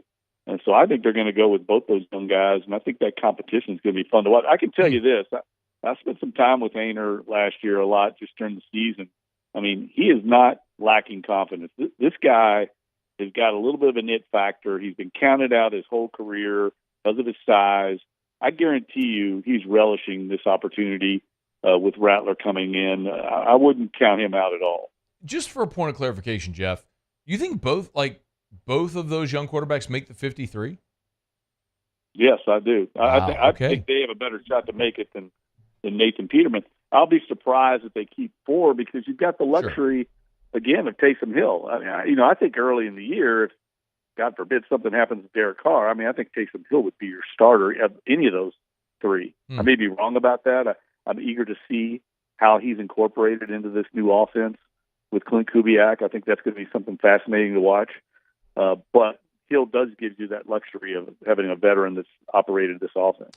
Jeff, there's always different approaches with a backup quarterback. Like, this, of course, but just for the benefit of the audience hearing it, like Drew Brees always preferred to have someone that was like another set of eyes. If it was Chase Daniels or Mark Brunell, McCown for a while, right? This would be sort of a fundamentally different approach if you're essentially having who you think could be your heir apparent there as a backup. Is that what you're assuming is the process they'd be taking? Yes, yeah, okay. I think so. They like both those guys a lot. They brought in Peterman for a reason. Obviously, he's not here just as a camp arm. He's going to have an opportunity, but they also used significant draft picks and draft capital on these 2 young guys, and they They did so for a reason. Now, I'd say this, Spencer Rattler pick, that was a value pick. I tell people all the time, he was so far up their board compared to all the other players on the board at the time that they felt like they had to take him. They had to stay true to their process of drafting. In other words, if it would have been a center or a safety or a linebacker that was rated that high, they still would have taken him too. It wasn't necessarily it felt like they needed a quarterback. They just felt like this guy we had graded so much higher than everybody else, we just have to take him. Yeah. A couple more minutes here with Jeff Duncan. He's on Twitter at JeffDuncan_, of course, NOLA.com. Are there any – the Saints have had a great track record with finding the diamonds in the rough, right, the UDFAs. It seems like every single year one or two is going to make the team. You got an early poll sitter there on what UDFA you think might have the best shot of actually making this team? Well, I think it's extremely early. So, sure. Certainly we'll see this play out into the fall at camp. But just looking at the roster gives you a little bit of insight into where you might have a better opportunity. And I think that leads you to maybe the safety position, maybe the interior defensive line position. You got Kyler Ball as a defensive tackle, the TCU safety, Millard Bradford. I think those kind of guys have a little. Lawrence Johnson is a defensive back, a very versatile defensive back from Southeast Missouri State. That could be kind of like one of those star position players that is a hybrid of safety, cornerback. I think those kind of guys have the best shot just because the Saints need help there. And there's an opportunity there as opposed to, say, where I think they're stacked, say, at corner or at defensive end. It can be very hard for someone to make the roster at that position. That's why I've heard a lot of people talking about Dallin Holker, the tight end from Colorado State. He's obviously someone they value. They paid him a significant bonus to come in. But I think he's got his work cut out for him making this roster because I think they've got pretty good options tight end. So that was going to be my follow-up because I was going to ask you about Holker. I'm glad you brought it up. Yes, they do have bodies there, but are they the kind of tight end bodies that Clint Kubiak wants? Like, do we all need to reprogram our brain with the way we look at offense for the New Orleans Saints? Because for the first time in 16 years, it's going to be different. I think we definitely do. But I don't think it's going to be drastically different. When you look at this system and the history of the Kubiak-Shanahan offense, and it goes way back in this league, it goes way beyond Kyle Shanahan and Sean McVay to Clint's father, Gary Kubiak, who coached under Mike Shanahan. That's really where it originated. It's really just another branch off of the tree that Sean Payton and Pete Carmichael had here. It's not drastically different. It's more about how they get to their concepts than actually what the concepts are, if you know what I mean. In other words, they're going to use a little more motion. They're going to use a little more play action at quarterback. But if you listen to Clint Kubiak, Matt, and listen to Dennis Allen talk, they're going to run the ball a lot. That's really the charge is, can they improve this running game and take some of the pressure off Derek Carr, quarterback? He is Jeff Duncan. Man, it's going to be fun. The offseason on-field work is about to get underway with rookie minicamp and all of OTAs and the full team camp. It's going to be fascinating to watch it all unfold. Hey, before you go, congrats on pushing A Life Impossible across the finish line, the work with Steve Gleason. Give us a little bit of a thumbnail here for those who maybe aren't familiar with what you all have worked on here. Yeah, it's basically Steve's life story, Matt, the story of his incredible life, coming from an undrafted free agent out of Washington State to making the NFL and playing 8 years and having one of the most iconic plays in NFL history, and then his journey after his playing career, being diagnosed with ALS in 2011, and continuing on this journey for 13 years with him and his wonderful family, his amazing wife, Michelle, their 2 children, and really just an incredible experience writing it with him. It's really changed my life, giving me different perspective on life. There's so many life lessons I've learned in the writing process and in the book itself. I mean, Steve is just wired differently than most people. And I think the people that really are looking for an inspiring story, it's not a sad story. There's a lot of laughter and joy in it.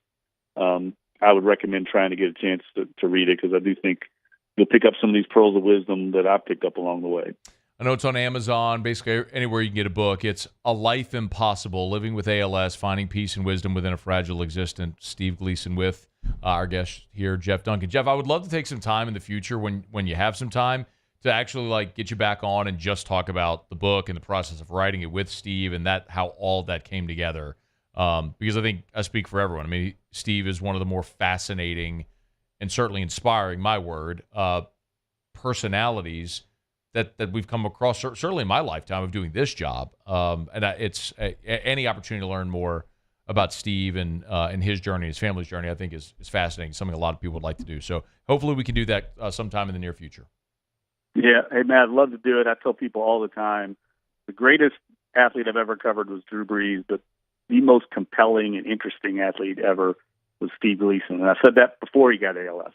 But certainly that's added to his incredible journey. He's on Twitter at Jeff Duncan _. Y'all give him a follow. Thanks, Jeff. We always appreciate it, man. All right, man. Thanks for having me on, buddy. Take care. That's our pleasure. It's After Further Review. Kendall Rogers next. AFR. We're brought to you by Action Industries, proud partner of LSU Athletics. Action Industries loves them Tigers, man. Leave them in, take them out. Of course, LSU's in Tuscaloosa this weekend. Every time you see a mound visit, that mound visit brought to you by Action Industries, proud partner of LSU Athletics. But most importantly, listen, if you are a turnaround manager, you're a maintenance coordinator, you're one of the plants, the petrochemical plants or refineries, you know that there's no way any contractor comes through those gates of your plant without an exemplary safety record. That's Action Industries. Their safety record beats the industry standard. They've been in business for 42 years, and you don't stay around that long without having an exemplary safety record and doing magnificent work. That's Action Industries, a local company that'll always give you their best. Check them out online or on LinkedIn. It's Action Industries. I've been doing business with Luba for 25 years. They're dependable, trustworthy. It's just the attention to detail with our clients. Our folks have years and years of experience. They're highly trained professionals, but many companies have that asset. What I'd like to think makes Luba a bit different is that we use those talents in a way that truly is dedicated to serving the needs of the folks who depend on us. Bayou Chrysler Dodge Jeep Ram is taking $11,000 off the new 23 Dodge Charger. We're open for business in our beautiful new showroom and taking $11,000 off the powerful new Charger.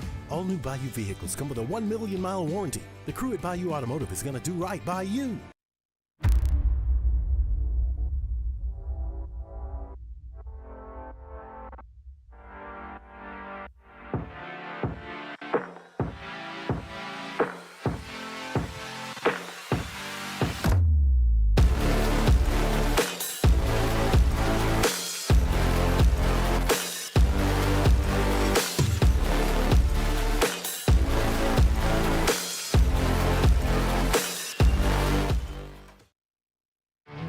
There it is, the extra mile, on the border of expected and extraordinary for those willing to go further, like vans customized for work or play, with safety and tech to keep you connected, supported by a 5-star sales, service, and finance team, and backed by the 1-star you know.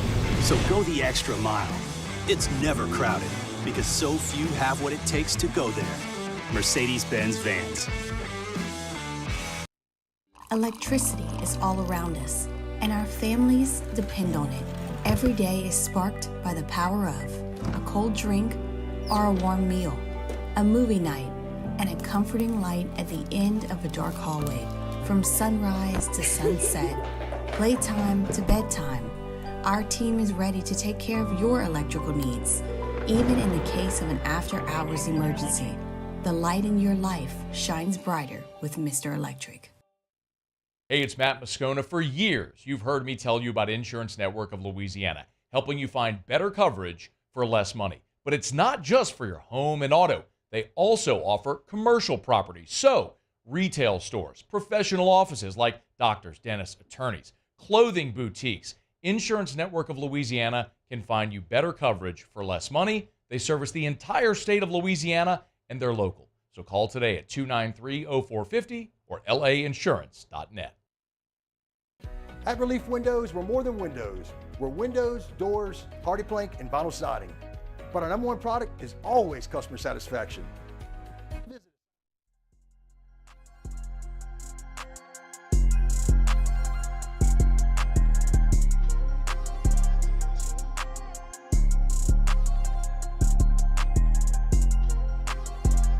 After further review with Matt Moscona.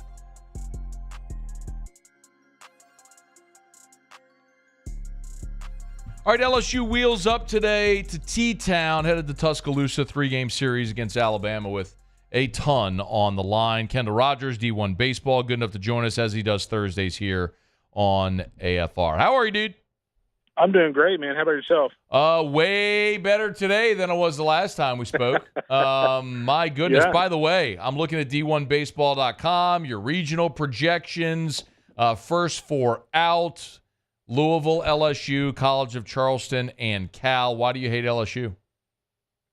Well, I love LSU. I think it's good for college baseball and LSU's in the postseason. And the good news is I think they did something a little bit unexpected over the weekend. I thought a little bit. I thought Jay kind of said it perfectly, Matt, that LSU kind of played two of their most complete games of the year. I thought they made some really big pitches in big situations. Luke Holman and his start. Things could have really gotten away from him early in that game, but as he always seems to do, like he's a very level-headed guy, and he kind of gets in his zone and gives him a really good start. And then Christian Little, like when you look at what Christian Little did over the weekend, I did not see that coming. I know he's pitched better, but against that lineup to pitch the way he did, I just thought across the board, I thought LSU got some nice pitching until Sunday.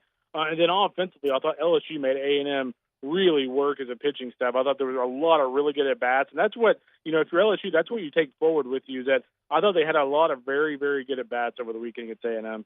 I want to get into the weeds a little bit here in a second, Kendall, but one more sort of big picture. I can look at objectively what the series win against A&M meant, right? I mean, it was 2 more wins and it was RPO.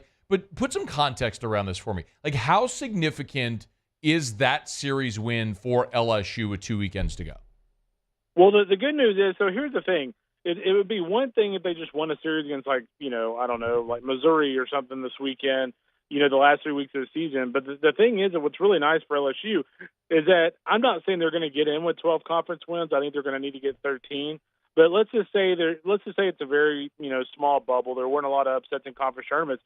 Well, they might be in a situation where they might actually have a chance to get in with 12 wins. And then all of a sudden you look back and they've got a series win in the last 3 weeks against a top 5 team. So I think the fact that it was against A&M was impressive. I thought they played at a really high level. And so I think now as you look ahead, I mean, you're in a position now to where, I think you're catching Ole Miss at a really good time in a couple weeks. Obviously, Alabama's going to be tough in Tuscaloosa. They're going to be ready for LSU. But I think the biggest thing for me is I think they're going to be catching Ole Miss at home. And frankly, if you're an LSU fan, I know this isn't fun to do, but if you're an LSU fan, you're kind of hoping that A&M puts Ole Miss out of their misery this weekend a little bit. Because I think if Ole Miss rolls into Baton Rouge, they don't really have a pathway to get in the postseason. I'm not so sure they play very well in Baton Rouge in a week. Kendall, we talked about it about an hour ago. I mean, they lost to Murray State yesterday in their midweek game after a devastating walk-off loss to Auburn. I agree with you. Well, yeah. Well, the other thing, too, is like what Ole Miss is going to have to do is what LSU did over the weekend. They're going to have to play at a level they really have not played at very much this year, and I'm just not sure they have that in the tank. And the other thing, too, is you can bet that A&M is going to be ready for them after what happened in Baton Rouge. Yeah, that's a good point. He's Kendall Rogers on Twitter at Kendall Rogers, D1Baseball.com. Let's talk a little bit about this Alabama team that LSU is going to face. Looks like, man, they're really good offensively, maybe struggle a little bit on the mound. What can you tell us about how LSU matches up? Yeah, I think the biggest thing for me is I think if LSU's offensive approach is what it was throughout the weekend at A&M, they're going to score runs, because I think Alabama is one of those pitching staffs that, they can get some strikeouts, but for the most part, they're a little inconsistent. I mean, Greg Ferrone is a guy that, I saw him at Louisville last year. I've seen him this year. He's more physical than he was last year. He's got a really good breaking ball. If he can command the curveball, he can have some success. Ben Hess, is probably their most talented arm. He's going to start in the final game this weekend. The problem with Hess is, he'll have one of those games or one of those innings where, it looks like he's a Cy Young Award winner. Then the next inning, he looks like Nuke LaLoosh. So, he's just very consistent, man. Like, he throws 97, but you just don't know where it's going to go. So, they've got a lot of potential on the mound. I think the biggest thing for LSU's pitching staff is you cannot give Alabama extra chances, because I think if you look at that lineup top to bottom, Ian Petritz is a really nice player. Gage Miller just having a phenomenal year. If it wasn't for Charlie Condon, like, Gage Miller would be in the conversation for, SEC Player of the Year. He's having that kind of year. Justin LeBron at the middle has had a really nice year for them. He's also a really good defender. So I really like their lineup. I just wonder on the mound, how much staying power they have this weekend, and frankly, how much staying power they have in the postseason from a pitching standpoint. They really scuffle at times on the mound. Kendall, I know that this week you all project Bama as a 2 seed. Is that a team that at this point is still playing for something really significant, like the right to host? They're going to have to go on a run. I mean, they're going to have to win the last 2 series and probably win some games in Hoover to get in that conversation. The other thing they're fighting against, too, is you've got Georgia sitting there. If Georgia wins the South Carolina series this weekend, I think they're a lock to host. I mean, they got a top 5 RPI. The other thing is South Carolina. I think South Carolina will end up working its way out of one just because they have Georgia this weekend at Tennessee. But then if it's not South Carolina, it's probably going to be Mississippi State. The thing is, the SEC is not going to get Georgia, Mississippi State, and South Carolina and Alabama. So somebody's going to have to fall out. So they're going to have to do something better than those other teams. And I think that pathway for them is a little bit more difficult than some of these other clubs. As we look at the schedule ahead for the weekend, tonight's game, you just mentioned Georgia and South Carolina playing tonight. Huge. I mean, would you mind just elaborating a little bit on what's at stake for those 2 teams in this weekend? Yeah, I mean, they're both sitting there at 13 wins. I think for Georgia, if you can get 2 this weekend and then even just 1 next weekend, although I think they're going to take the series against Florida at home. But, I mean, if they can just get 1 this weekend and then win 2 games against Florida, I think they're going to host. And then South Carolina, again, 13 wins. They've got Tennessee next weekend. I don't think I'm going on a limb very much to say they're probably going to lose a series to Tennessee in Knoxville. So that means that, they need to win 1 game this weekend or, 2 games this weekend, to have a shot to host. And so there's a lot on the line, probably more for South Carolina just because they're coming from more of a position of weakness in the RPI. But there's no doubt that's a huge series. Kentucky, Florida, just hanging on by a thread. They got to stay above 500 overall. And frankly, they need to win this series. They go to Georgia next weekend. We might not even care about what their overall record is by the end of next weekend. They might not even have enough wins to get in the tournament in conference. Kendall, I don't know that I see the path for Florida to get over 500. Do you? Well, they're going to have to win. They're going to have to win 1 of their final 2 series to be able to do it. If they don't win 1 of their final 2 series, they don't have any business being in the tournament to begin with, because they wouldn't even be to the threshold they need to get to actually be, to get enough SEC wins to get in. It's going to be tough. I will say this: I think they're going to end up adding 2 midweek games next week because they had 2 rainouts opening weekend against St. John's. Okay. Yeah, keep an eye on a little Florida A&M doubleheader. I know America's been waiting on that one. Not a bad thought. Hey, but real quick, because forgive me, I just don't know. Would the SEC tournament count toward their win total? It would, yeah. Okay. So any midweek game. So, like, for instance, here's actually a good little tidbit for you. Even the games that like Mississippi State and Ole Miss play midweek, those count as conference games in the SEC schedule, or like in terms of the committee. Oh, in the committee's eyes. Okay, interesting. Yeah, those games do count. Wow, it's fascinating, all the different factors that the committee is going to lock themselves into room and look at. But as we bring it full circle here, Kendall, for LSU, it seems pretty simple. You got to win 4 of your last 6. Win 4 of your last 6, and you're probably going to feel pretty good. Come Selection Monday. Yeah, if they get to 13 wins, I think they're getting in the tournament, plain and simple. I think it's very, very simple for LSU. Okay.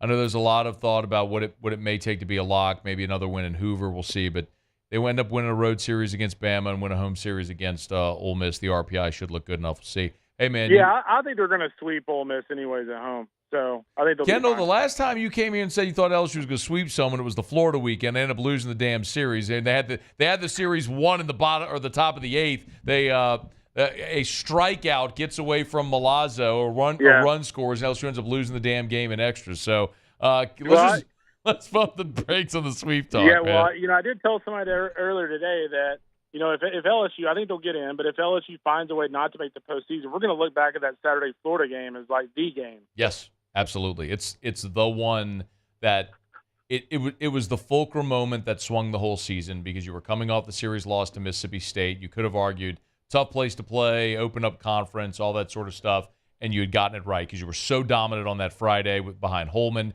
and you had the Saturday game won. And you felt like, okay, well, this is how it was supposed to look. And then it went very, very not the way it was supposed to look the rest of the way. Yeah. So, including this past weekend, because no one expected it to look the way it did with A&M, but maybe LSU's figuring it out. It's like we talked about last week. You just never know, man. It's college baseball. You're the best. Kendall Rogers, D1 Baseball. Make sure you follow him on Twitter, @Kendall Rogers. Great time to go subscribe up over at D1 with postseason here. We always appreciate it, man. Thank you. You got it, brother. Have a good night. Be well. It's After Further Review. We're glad you're hanging out with us here. Quick reminder about our friends over at Optimize. I got the best text. This is the kind of thing that I love to see. I'm being dead serious. So the owner at Optimize, buddy Matthew, sent a text from one of their technicians. He sent this text to our account exec, our sales rep that handles this account. And Cullen, who works for Optimize, said this to Matthew, who owns the company. I know that's a lot of moving parts, but one of the technicians who sold a job today said via text to his boss, I just sold a customer that was from the radio ad. It was interesting to see the absolute trust that person had when he was talking about the radio host. That is so flattering. I don't think people really understand how much that means to me because a lot of people will tell me, hey, you sound so sincere when you talk about the companies you endorse. It's because I am. It's because I don't endorse people that I don't believe in. And it's pretty easy when you go to Optimize and sit down with Matthew over there, and I can see their trophy case full of awards, and I hear his whole backstory in business and why they service the entire 1012 corridor and why they only sell, service, and install Generac automatic home standby generators. Like, it's easy to say, you know what? I trust that guy. Like, that guy's going to get it right. That guy's coming to my house to service my generator, install my generator. They're going to do it right. They're going to do right by me. And it's just it's easy to endorse them and be sincere about it because they're a great company. So if you're thinking about a generator, generatorpeople.com. You can trust Optimize. Generatorpeople.com. Go to generatorpeople.com. They'll tell you about the warranty, but their price quote guarantee, turnkey install, all of it's there. And the only thing they do, they're not an electrical company that has a dozen different things. They're not coming to wire your home. No. They do one thing. They sell, service, and install Generac automatic home standby generators. They always keep inventory. That's why they can get to you quicker than other companies as well. And with 4 physical locations, they service the entire 1012 corridor from Slidell to Lake Charles and every point in between. GeneratorPeople.com, GeneratorPeople.com. Okay, it's After Further Review. Muse will have Tigers and the Pros here in about 15 minutes. Mike Shildt, I'll tell you when to come back. Mike Shildt, the manager of the San Diego Padres, Mike Shildt, they have an off day today. We'll be here in 28 minutes. I'll tell you why he's coming. Russ Mitchell next hour as well. And a little more from Brian Kelly with a sit-down with Michael Cobble. We'll do that as we continue. Stick around. It's AFR. AFR. Get Gordon. Get it done. Gordon McKernan Injury Attorneys. You've been injured in an accident. It's not your fault. You know what to do. Do what injured people in our state have done for 30 years. Go to getgordon.com. More than 10,000 Louisiana residents they've helped. They've recovered more than $2 billion. Recovered more than $2 billion in damages for their clients. I'm telling you, if you've been injured, it's not your fault. Don't go it alone. You can trust Gordon McKernan Injury Attorneys. Gordon and his team. Go to getgordon.com. That's getgordon.com to learn more. Or you can always call them. They're all over the state of Louisiana. So you can dial 888-8888, 888-8888. So it doesn't matter where you are in the state. Just dial 888-8888 or go to getgordon.com. Of course, when you go to the website, you can learn plenty about Gordon Gives, the charitable arm. You can learn about the NIL deals they do with the G team, all the fun promotions that Gordon does. But mostly, if you need an attorney, you know what to do. Get Gordon and get it done. There it is, the extra mile. On the border of expected and extraordinary. For those willing to go further. like vans customized for work or play, with safety and tech to keep you connected. Supported by a 5-star sales, service, and finance team, and backed by the 1-star you know. So go the extra mile. It's never crowded, because so few have what it takes to go there. Mercedes-Benz Vans. The Windsor Senior Living Community in Mandeville, Louisiana is a beautiful, vibrant apartment community geared towards seniors. They are nestled right in the heart of Mandeville, where seniors live a more carefree lifestyle in spacious apartments with the peace of mind that comes from having a little extra help. Call the Windsor at 985-624-8040 to schedule a lunch and tour. Come see how the Windsor can be your passport to peace of mind. Jerry and Benny Payne began Central Plumbing Company out of their driveway in Tanglewood Subdivision. 50 years later and 4 generations down the road, we continue to serve Baton Rouge and the surrounding areas for all of their plumbing needs. Residential, commercial, industrial, or hospitality, Central Plumbing is here 24/7, 365. We want to thank our customers, family, and friends for 50 years of success. And looking forward to 50 more. I've been doing business with Luba for 25 years. They're dependable, trustworthy. It's just the attention to detail with our clients. Our folks have years and years of experience. They're highly trained professionals. But many companies have that asset. What I'd like to think makes Luba a bit different is that we use those talents in a way that truly is dedicated to serving the needs of the folks who depend on us. Dylan Cruz here to tell you about Six Rings Baseball and Softball Camp. If you live on the North Shore and play ball, go to Six Rings Camps with former LSU assistant coach Dan Canaveri. His knowledge is second to none, and your child will improve and have fun doing it. Camps were held at Coquille Park and Six Rings Academy in Covington with 4 sessions over the summer. Full day and morning only sessions are available from ages 7 to 13. Go to sixringsbaseball.com or call 985-206-9096. Learn the game to love the game. When it comes to ending cancer, we push forward, always working together for you. That's why our cancer experts at Ochsner have clinically integrated with MD Anderson Cancer Center. This means advanced cancer care, including access to life-saving clinical trials and integrating care to treat the whole you.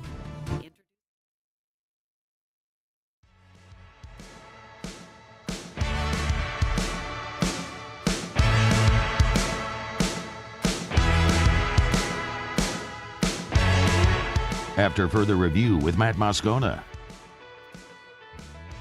Live After 5 is back this spring. Clock out and rock out. You got to turn the mic on. With us Fridays, April 12th through May 24th in downtown Baton Rouge for the free concert series, 5 p.m. to 8 p.m. It doesn't work. Join us for another season filled with incredible music, delicious food, talented artists, and a lively second line parade.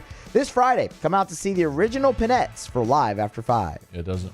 The mic doesn't work, Muse, if you don't turn it on. Yeah, see, no one would have known the mic was off because they couldn't hear me. Yeah. So with you, Well, I was telling you. I know, but I'm aware. Yeah, That's I'm why I just turned it on Well, when I you did, 'cause realized you were it wasn't talking. off. You were talking When I realized and it the wasn't mic was on. off, so you weren't aware. So I had to tell you that it doesn't work if you don't turn it on. That's just because I mean, am I making sense here, Paul? Like I think he's talking gibberish. That makes sense to me. Yeah, like if you're talking in the microphone and you don't hear anything, then you have to turn it on, right? Right. Right. So he was talking in the microphone and nothing. Yeah, nothing. No came sounds out. were coming out of the microphone. No. So I had to tell him, hey, you got to turn it on. But I had turned it on. Which is what I did. You got to turn it on. Yeah. Yeah, got it. Okay. So, thanks, Muse. That's the yellow button, and then when you push that, then it goes red. That means it's on. Actually, it's the See yellow that right there? button. The yellow button is the So when off it's button off, that's lit right. up. So you push it, and then it goes Well, you don't red. push the yellow button. You push the on and button, then which is It gray. goes red. Yeah. And then it's on. Yeah, that's what I did. Yeah. Well, clearly you didn't. But then I did. Because you were talking into the after I told you. No. Because I had to tell you to turn it on. So Mike Shildt is going to be with us in 22 minutes. He's the manager of the San Diego Padres. I know that feels super random, but like on one hand, very cool that we'll have a major league manager on the show. on their day off, but also very random as to say, why would you have Mike Shildt on the show? Well, you might ask, Matt, why would you have Mike Shildt on the show? Yeah, Mike, why would you? Yeah, Matt, why would you have Mike Shildt on the show? No, Muse. We work together. I'm Matt. The guy who's coming on the show is Mike. Yeah, why would you have Mike Shildt on the show? Man. You see, Paul, he just keeps digging that ditch, digging that hole even deeper. Oh, I get it. Oh, so you see what time it is, right? I just looked at the clock. Got it. Okay, yep. 4:39. Got it. That makes sense. Muse, take a lap. So you might remember the name Joe Lawrence. Joe, who was a Major League Baseball player, who was one of the co-founders of Marucci with Jack Marucci and with Kurt Ainsworth.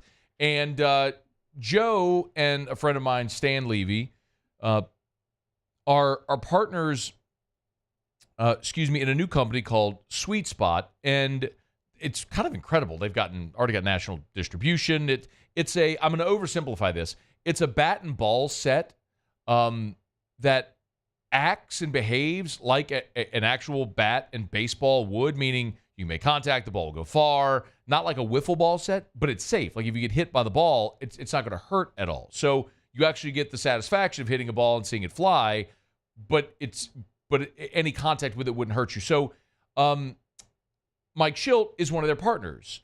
And earlier this week on Tuesday, Sweet Spot was out at Miracle League, where some of you may know my son Drew participates in Miracle League with a bunch of other kiddos. And major shout out to our friends at Miracle League who put on that organization is so awesome for all the kiddos who get to go out there and have a good time. I mean, it's chaos. Like it's chaos on the field. Drew just walks around in the outfield the whole time. Sometimes just sits down. He usually he's got my sister-in-law is his buddy out there. Because each kiddo has a buddy while they're playing, and he'll just ask her, what does that say with every sign? He wants to know what every sign on the wall says, not caring at all that balls are flying left and right. Anyway, but Sweet Spot is making a donation to St. Lillian Academy, where Drew attends, and also to Miracle League, and they donated product for all of the kids that play in the Miracle League. And so they did a big giveaway and a photo shoot. And they're calling it their Players with a Purpose campaign. And so they did a big photo shoot at the game on Tuesday. There's the picture right there if you're watching with us. So that's my son Drew on the left. That's Erica, kind of she's holding his arms just to make sure he didn't run away out of the picture. Because trying to get him to focus and take a picture is not an easy task, which I tried to explain to Joe and to Stan in the game, but they were awesome. But so that's why. So Mike Shildt's going to be on with us. We'll talk a little about Sweet Spot. I can ask him about, managing Austin Nola, Calici, and the Padres. I could ask him about losing Juan Soto to the Yankees. That'd be a lot of fun too. Yeah, Muse, why are you groaning about that? I don't know if he'd like that. I think I would love to ask him about that. Yeah, I'm very happy about that. I mean, Fernando Tatis Jr. plays for him. That's fun. You don't care. I like Juan Soto, who homered last night for the Yankees and their win over the Astros. That's what I like. I saw that on SportsCenter. They've won 5 in a row now. You know that. I never talk Yankees here because they say you play the hits. The guy who comes on before me in this chair talks about the Cubs all the time. The guy who comes on before him talks about nobody cares. Nobody cares. Play the hits, right? But I just had an opportunity to. Yeah. How often do I talk about the Yankees here? You don't. I don't. I don't. You could ask about Petco Park. That place is awesome. I think San Diego's pretty awesome. San Diego's a great town. Anyway, so Mike Shildt will be here in about 18 minutes from right now. So big shout out again to Sweet Spot. Awesome thing they're doing for a bunch of really, really cool, special kiddos in the Baton Rouge area. So Brian Kelly did the sit down with Michael Cobble. Again, we talked about a good chunk of it as we started the show today, but I would highly recommend if you're interested, it's a 35-minute long interview. You can catch it at the WBRZ YouTube channel if you want to watch it in full.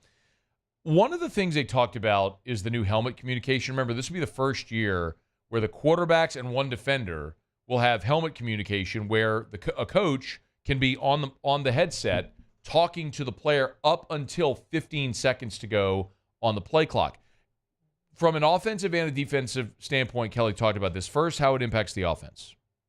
From an offensive standpoint, I think that there's an advantage there because you can change the tempo in which you play. If you get to the line of scrimmage quickly, you really can do some communication talk with your quarterbacks. You have a time to, hey, get your eyes on the safety. Don't forget about the 3 technique. If there's a 3 technique to the field, that's 92% pressure from the field. So there are some things that you can do there. I had one coach say that this, for someone just threw this out like Lane Kiffin, this would be a cheat code. I mean, think about it. You're the quarterback. You break the huddle or you're no huddle. You're at the line of scrimmage. Now, you're not looking to the sideline for hand signals. Like, Lane Kiffin is in your ear until 15 seconds before the clock. So does that mean defensively, do you wait to shift or show whatever you're going to do until within 15 seconds because the head coach is watching it in that quarterback's earpiece until 15 seconds? It's going to be fascinating. And then here's what BK said about really what the disadvantage is defensively. From a defensive standpoint, you have to make sure whoever gets that green dot, he's got to be on the field all the time. You start pulling him out, you got another guy coming in, how does that communication work? And again, does he communicate the information that he gets from a full huddle? Because if you're not huddling on offense, you can't bring them all up together. So you've got your secondary still back there. How does he get the information that he's got coming through here? How does he get that back to the secondary? Because the first time he gives a signal to them, game over. Everybody's got the signals. Right. It's a pretty fascinating way to look at it. First of all, I mean, just think about you're going to have one player that has the green dot on their helmet that has the helmet communication. That player can't come out of the game. If they do, you lose that advantage. I mean, the quarterback is always in the game. If your linebacker, defensive tackle, safety, whoever it is, comes out, you don't have anybody with a helmet comm anymore. Pretty fascinating way to think about it. Just another thing that all these teams are going to have to prepare for throughout fall camp as they get ready for the season with this change in college football. Okay, it's after further review, y'all. Glad to have you hanging out. Let me knock out a quick break. We'll come back, wrap up hour number 2. It's AFR. AFR. Brought to you by Darren James and Associates, brokered by LPT Realty. Think real estate, think Darren James. Buying or selling, you need to call Darren James. 335-7666, 335-7666, or agent225.com. I'm telling you, especially if you are thinking about selling your home, you got to call Darren. Don't wait, because we're starting to see it. Rates have ticked down a smidge. You're starting to see more buyers come back into the market. And as a result, what's going to happen is more inventory is coming onto the market. And when that happens, obviously, if you're trying to sell your home, now you're competing with other homes. It's a buyer's market.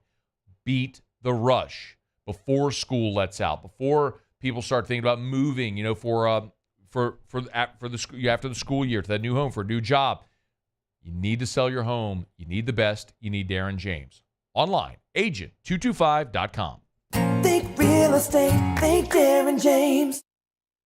Bayou Ford has the new inventory to get you in a new Ford truck or SUV today, or customize your next vehicle just the way you want it. All new Bayou Ford vehicles come with a 1 million mile powertrain warranty. The crew at Bayou Ford is going to do right by you.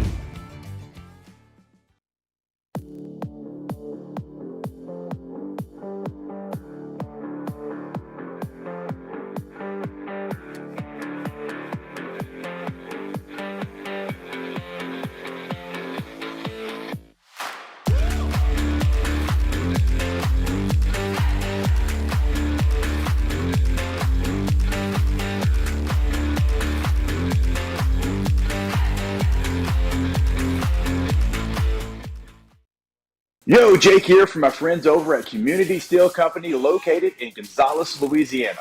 The local place you can turn to for all of your metal building needs. Notice I said local, not Houston, not Dallas, not Atlanta, but right here in Gonzales. Visit them at their brand new state-of-the-art website at communitysteelco.com or pick up the phone and give them a call today to answer all of your questions on your metal buildings, roofing and sheet metal, and any other steel needs you or your business need at 225-647-2020. He's here. Anyone want a Coors Light? Oh, shoot, I forgot to play the song. I got a guy who can fix this. I've been doing business with Luba for 25 years. They're dependable, trustworthy. It's just the attention to detail with our clients. Our folks have years and years of experience. They're highly trained professionals. But many companies have that asset. What I'd like to think makes Luba a bit different is that we use those talents in a way that truly is dedicated to serving the needs of the folks who depend on us. Breck teamed up to reimagine your parks, and you imagined big.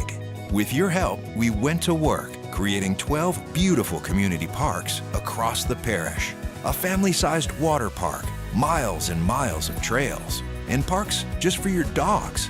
There are more places to splash, to explore, to run wild, and even soar. You imagined, we delivered. Gold. Breck, your #1 park system in the nation. There it is, the extra mile, on the border of expected and extraordinary, for those willing to go further, like vans customized for work or play, with safety and tech to keep you connected, supported by a 5-star sales, service, and finance team, and backed by the 1-star you know. So go the extra mile. It's never crowded.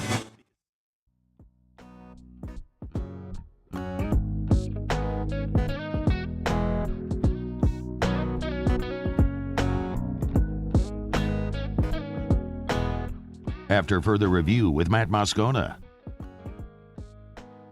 Oh, wrapping up hour number 2. Let's get it. Muse Tigers in the pros. Remember, Tigers in the pros. They still bleed purple and gold. They're just really rich now.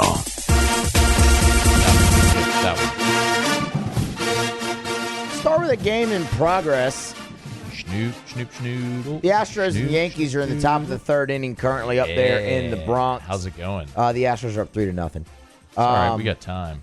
Yeah, your boy Soto is 0 for 0 with a walk, but he didn't play for LSU, so that's not really the point of this. Alex Bregman did. He's had 1 at bat so far, 0 for 1 with a strikeout for Bregman. Man, the average has dipped below 200. Got a long way to go, but not the start you want to a money year. What Alex Bregman's dealing with right now. Josh Smith last night for the Texas Rangers. Oh, just realized that did not go well for Otter. Yeah. No, last night. As a whole? All the way around. All right. We wore the collar last night, Muse. Oh, no. That's all the way around. Ugh. Even the tip bet, the first bucket scored by. Oh, no. I don't remember the guy's name. Yeah, Brunson. Was it Brunson? Yes, Jalen Brunson. Jalen Brunson. Yes. Yeah. In the Knicks Pacers. Yes. Yeah. The Pacers, who hadn't won a tip in 15 straight games, won the tip, and Nembhard scored the first bucket. No. Oh, Florida Gator too. And then Brunson scored the first bucket for the Knicks. Of course, yeah. That's the Pacers were intentionally trying to lose the tip. Apparently, that's the whole thing. They want the ball for the first possession of the second and fourth quarters. Yeah. So they want the first possession of the fourth quarter. So they've been losing the tip intentionally. They won the tip, Nembhard scored. Lost the bet.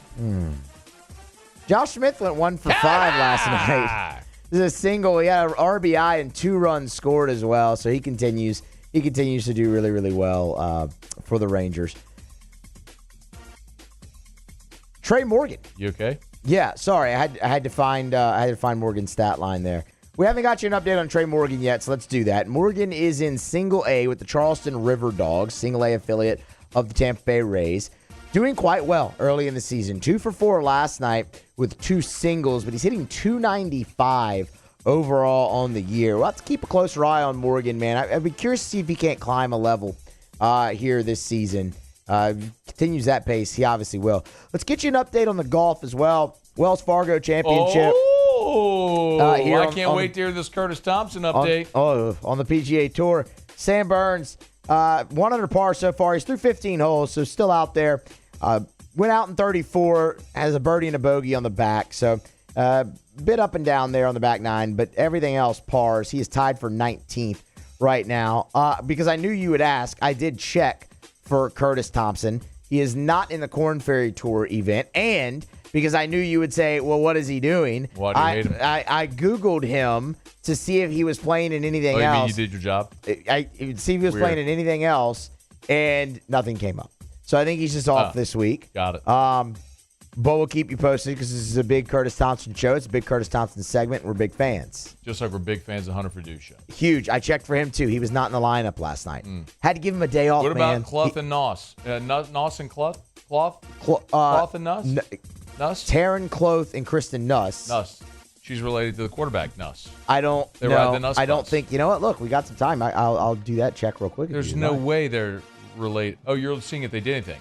Yeah. Oh, yeah, like, you mean prep, like you should have done before the show or the segment. I'm Or you gonna can be do it right honest, now. I forgot about them again. Yeah, no kidding. Nothing there. Yeah. That's Tigers in the Pros. Okay, presented by the Williamson Eye Center. Call 924-2020, 924-2020, or go to williamsoneye.com. That's williamsoneye.com. Man, locations all over the greater Baton Rouge area. Remember, I always say eye care, eyewear, eye surgery. It's all three. They're full service eye exams. So if you need your annual eye exam, because you should always get your annual eye exam, they can do it at the Williamson Eye Center. Eye care, eyewear. So if you wear contacts or glasses, they can update your prescription or get you the new contacts if you want. Or if you want to ditch contacts and glasses forever, do what I did. Go see Dr. Blake Williamson. Just go for that consultation. His bedside manner is the thing that will blow you away. Now, look, I mean, they're doing refractive procedures at the Williamson Eye Center that are like first in the world type stuff, which is another reason to go, of course. But have a conversation with Dr. Blake and you'll understand what I mean.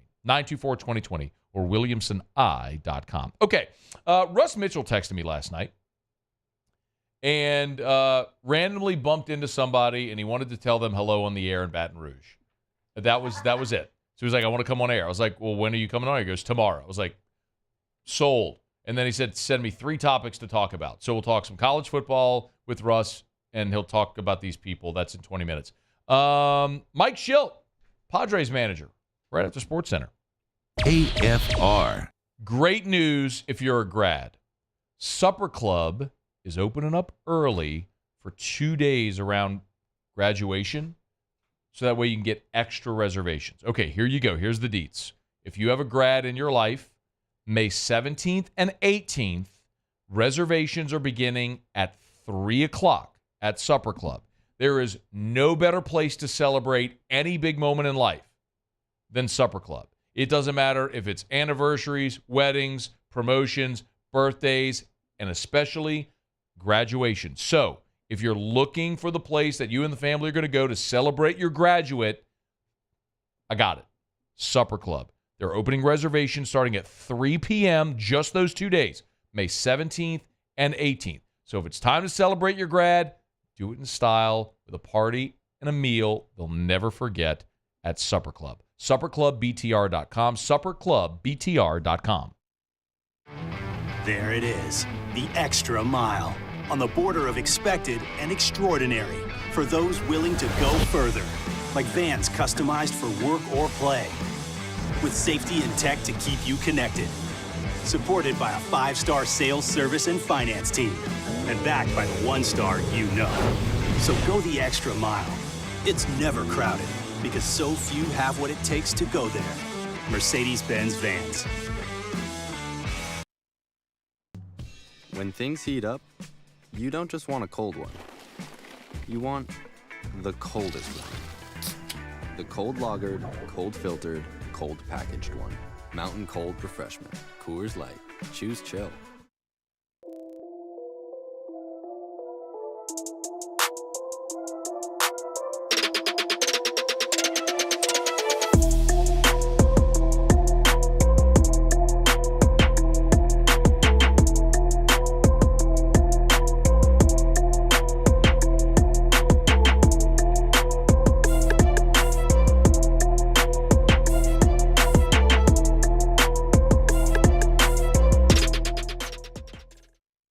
Electricity is all around us, and our families depend on it. Every day is sparked by the power of a cold drink or a warm meal, a movie night, and a comforting light at the end of a dark hallway. From sunrise to sunset, playtime to bedtime, our team is ready to take care of your electrical needs. Even in the case of an after-hours emergency, the light in your life shines brighter with Mr. Electric. Hey, it's Matt Moscona. For years, you've heard me tell you about Insurance Network of Louisiana. helping you find better coverage for less money. But it's not just for your home and auto. They also offer commercial properties. So, retail stores, professional offices like doctors, dentists, attorneys, clothing boutiques, Insurance Network of Louisiana can find you better coverage for less money. They service the entire state of Louisiana, and they're local. So call today at 293-0450 or lainsurance.net. Jerry and Benny Payne began Central Plumbing Company out of their driveway in Tanglewood subdivision. 50 years later and 4 generations down the road, we continue to serve Baton Rouge and the surrounding areas for all of their plumbing needs. Residential, commercial, industrial, or hospitality, Central Plumbing is here 24/7, 365. We want to thank our customers, family, and friends for 50 years of success. And looking forward to 50 more. At Relief Windows, we're more than windows. We're windows, doors, hardy plank, and vinyl siding. But our number one product is always customer satisfaction. Visit us online at reliefwindows.com. Oh, by the way, we do shutters too.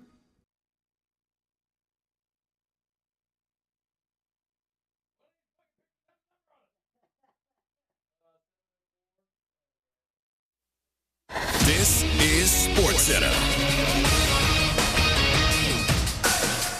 I'm Doug Brown. Head coach Frank Vogel is out of a job, fired today by the Phoenix Suns less than 2 weeks after they were swept out of the playoffs by the Timberwolves. Vogel worked only 1 year with the Suns. He had 4 years left on his contract. Bucks guard Patrick Beverley gets a 4-game suspension without pay to start next season. ESPN's Tim Bontemps on the reasons for that suspension. For both throwing basketballs at fans at the end of Milwaukee's Game 6 loss to the Indiana Pacers in the first round, as well as for his interactions with ESPN producer Melinda Adams in the locker room after that game. Tim Bontemps, Beverley will be a free agent. OG Anunoby is out for the Knicks tomorrow night with a left hamstring strain. Jalen Brunson questionable with a sore right foot for Game 3 against the Pacers. We've got an NBA playoff doubleheader on ESPN starting at 7 Eastern with Game 2 for the Celtics and Cavaliers. That's followed by Game 2 for the Mavericks and the Thunder.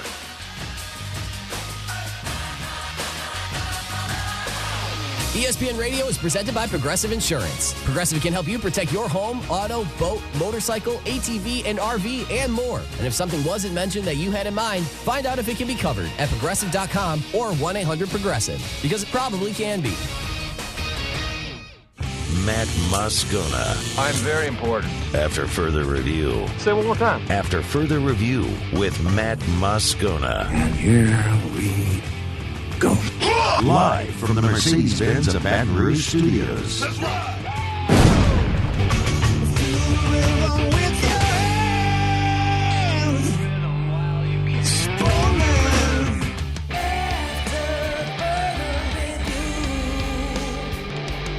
Hour 3, off we go. Welcome aboard. Glad you're with us. It's AFR. I'm Matt. Love you, Matt. Paul O'Neill. They're chanting Paul O'Neill's name. So. And Mr. Toby Tom Plate.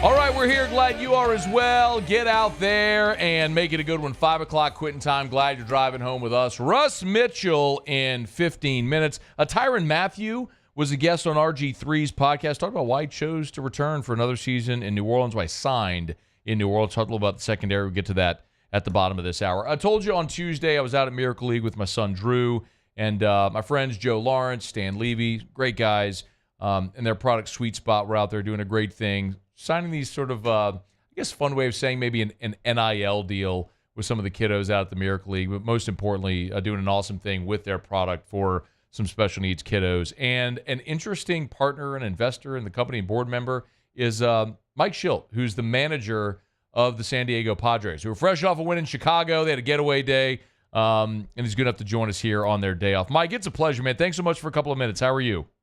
I'm good, Matt. How about yourself, partner? I'm doing awesome. I would imagine maybe the getaway day, flying home after a win's got to always feel a little better when you're flying from Chicago back home there to Southern California after a win. Yeah, it feels good, man. Guys played well. Dylan Cease was tremendous, man. He's dominant through 7, punching out 12, and get that getaway day, win on the road, come home off day after a nice road trip is it's pretty cool. Yeah, man. The one of our guys who's our morning show host is actually in Chicago doing work this week and was at the night game a couple of nights ago. The one you guys lost 3-2, and he's never cared about baseball ever, but he's wearing the Cubs jersey. So I'll have to rub it in his face a little bit that you guys actually took the series when he gets back. Hey, I want to talk a little bit about how this all came together, that you got involved in Sweet Spot. Well, so Mike Fonseca, who's a friend of mine, and one of the members of the board and an investor with Sweet Spot, got me in to talk to at the time Dave Soderquist, who founded Sweet Spot in 2019. Guy's got 40 years in global sports industry, done a lot of different things, and got to talk to him.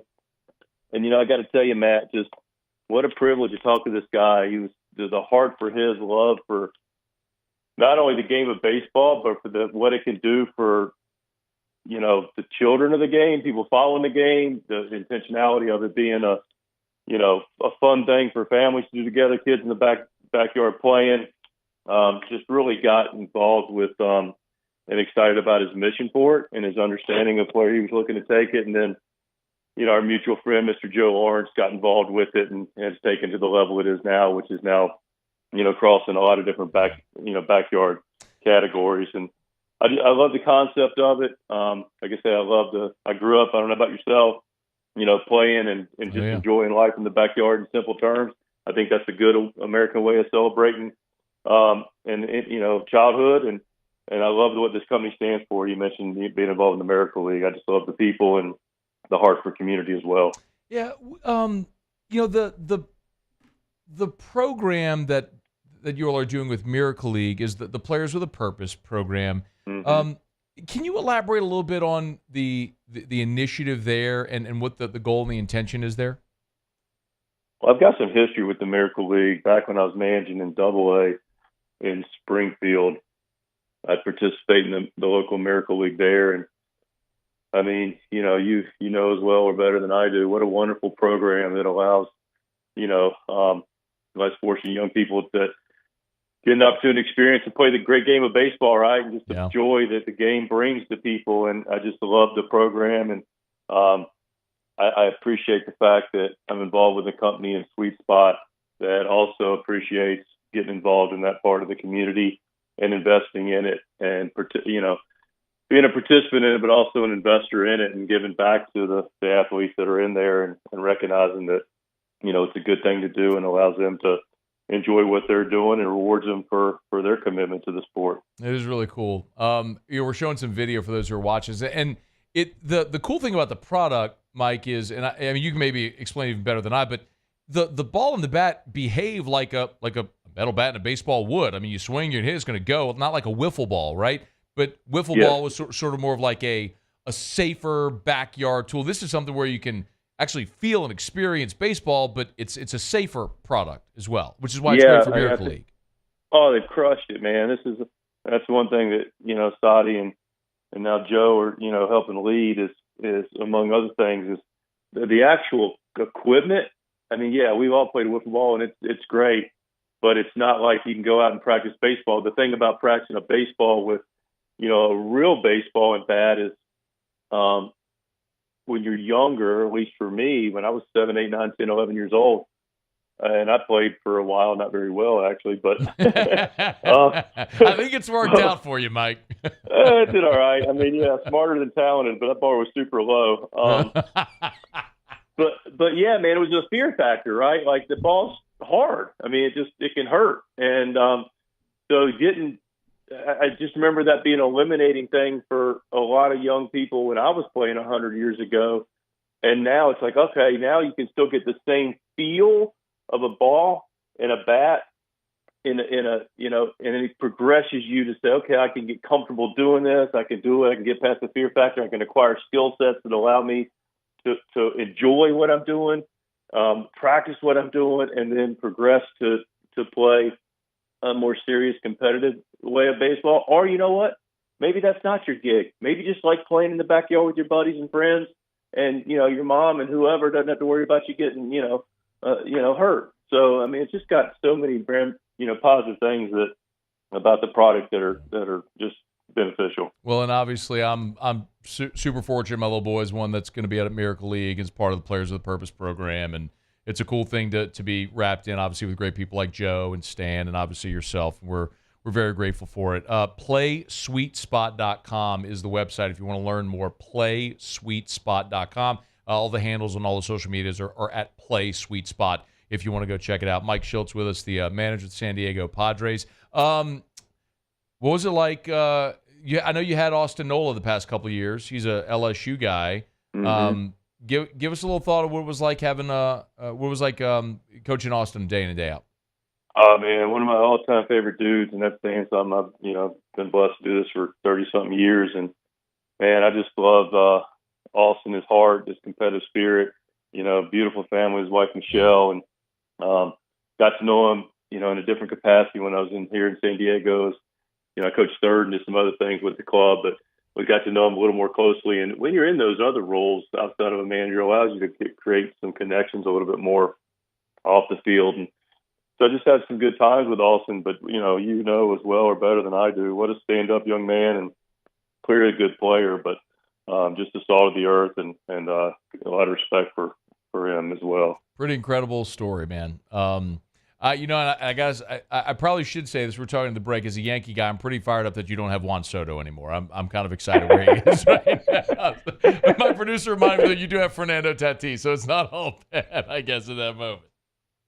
Yeah, no, the cover's not bare, but Juan was great to work with, and gosh, what a generational talent. And as a Yankee fan, I can imagine you are pretty happy. Yeah, and look, we stunk last year, so like. We had a Cy Young winner, didn't even make the postseason. So yeah, I'm excited to have Juan Soto hitting bombs at Yankee Stadium right now. But watching from afar, Skip, we'll be pulling for the team, man. We thank you for a couple of minutes today, and obviously for everything you and all the guys over at Sweet Spot are doing. It's an awesome program, and we're happy to shed a little light on it here today for our community.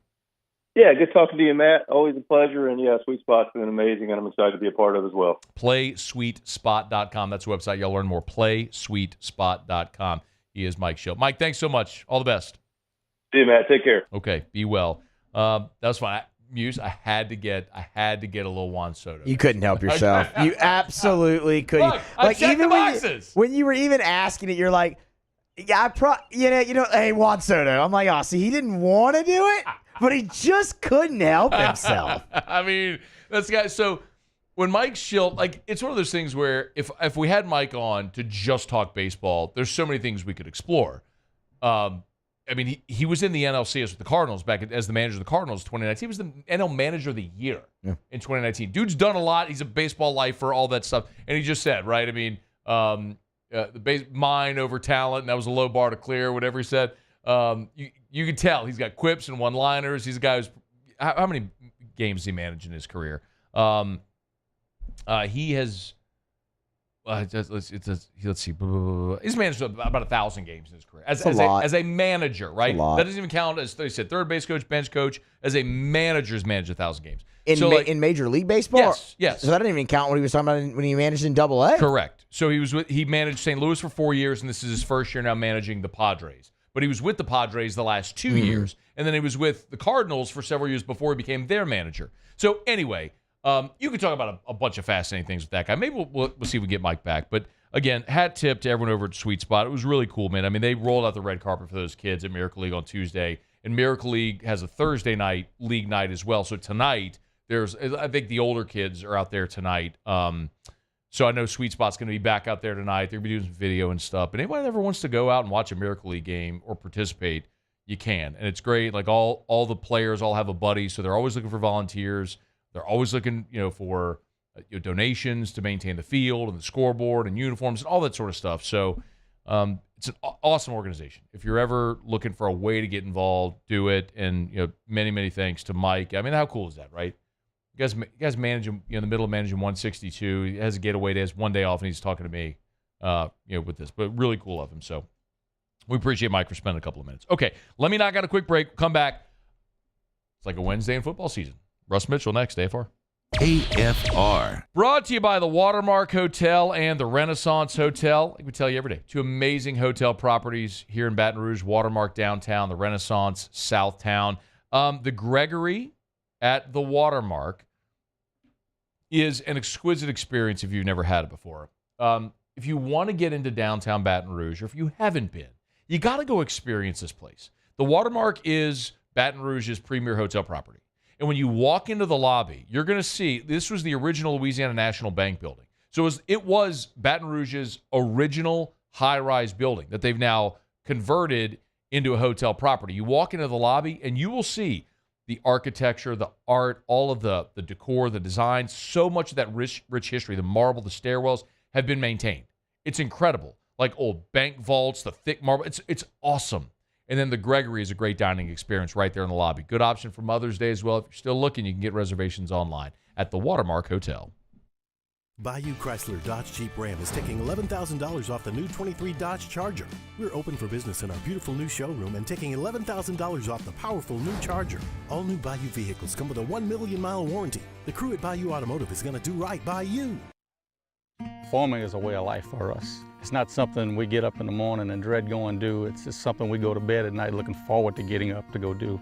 John Deere equipment is what we as farmers strive to have. It's in your blood, it's in your veins. It's just a part of who you are. Green is what we want to be in. The other tractors were acquired to patch it up to get to where you want to be. Where we want to be is in John Deere.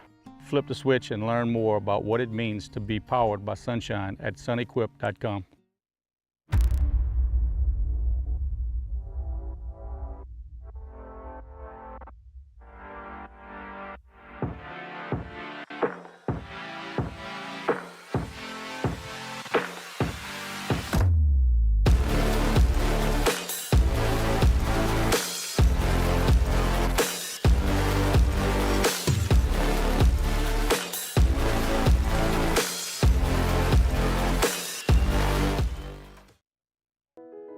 I've been doing business with Luba for 25 years. They're dependable, trustworthy. It's just the attention to detail with our clients. Our folks have years and years of experience. They're highly trained professionals. But many companies have that asset. What I'd like to think makes Luba a bit different is that we use those talents in a way that truly is dedicated to serving the needs of the folks who depend on us. Dylan Cruz here to tell you about Six Rings Baseball and Softball Camp. If you live on the North Shore and play ball, go to Six Rings Camps with former LSU assistant coach Dan Canaveri. His knowledge is second to none, and your child will improve and have fun doing it. Camps were held at Coquille Park and Six Rings Academy in Covington with 4 sessions over the summer. Full day and morning only sessions are available from ages 7 to 13. Go to sixringsbaseball.com or call 985-206-9096. Learn the game to love the game. When it comes to ending cancer, we push forward, always working together for you. That's why our cancer experts at Ochsner have clinically integrated with MD Anderson Cancer Center. This means advanced cancer care, including access to life-saving clinical trials and integrating care to treat the whole you. Introducing Ochsner MD Anderson Cancer Center. Long live you. Gulf Coast Bank and Trust is giving our customers the power to bank anywhere, anytime during this challenging event. And we're right there with you. Our mobile banking app is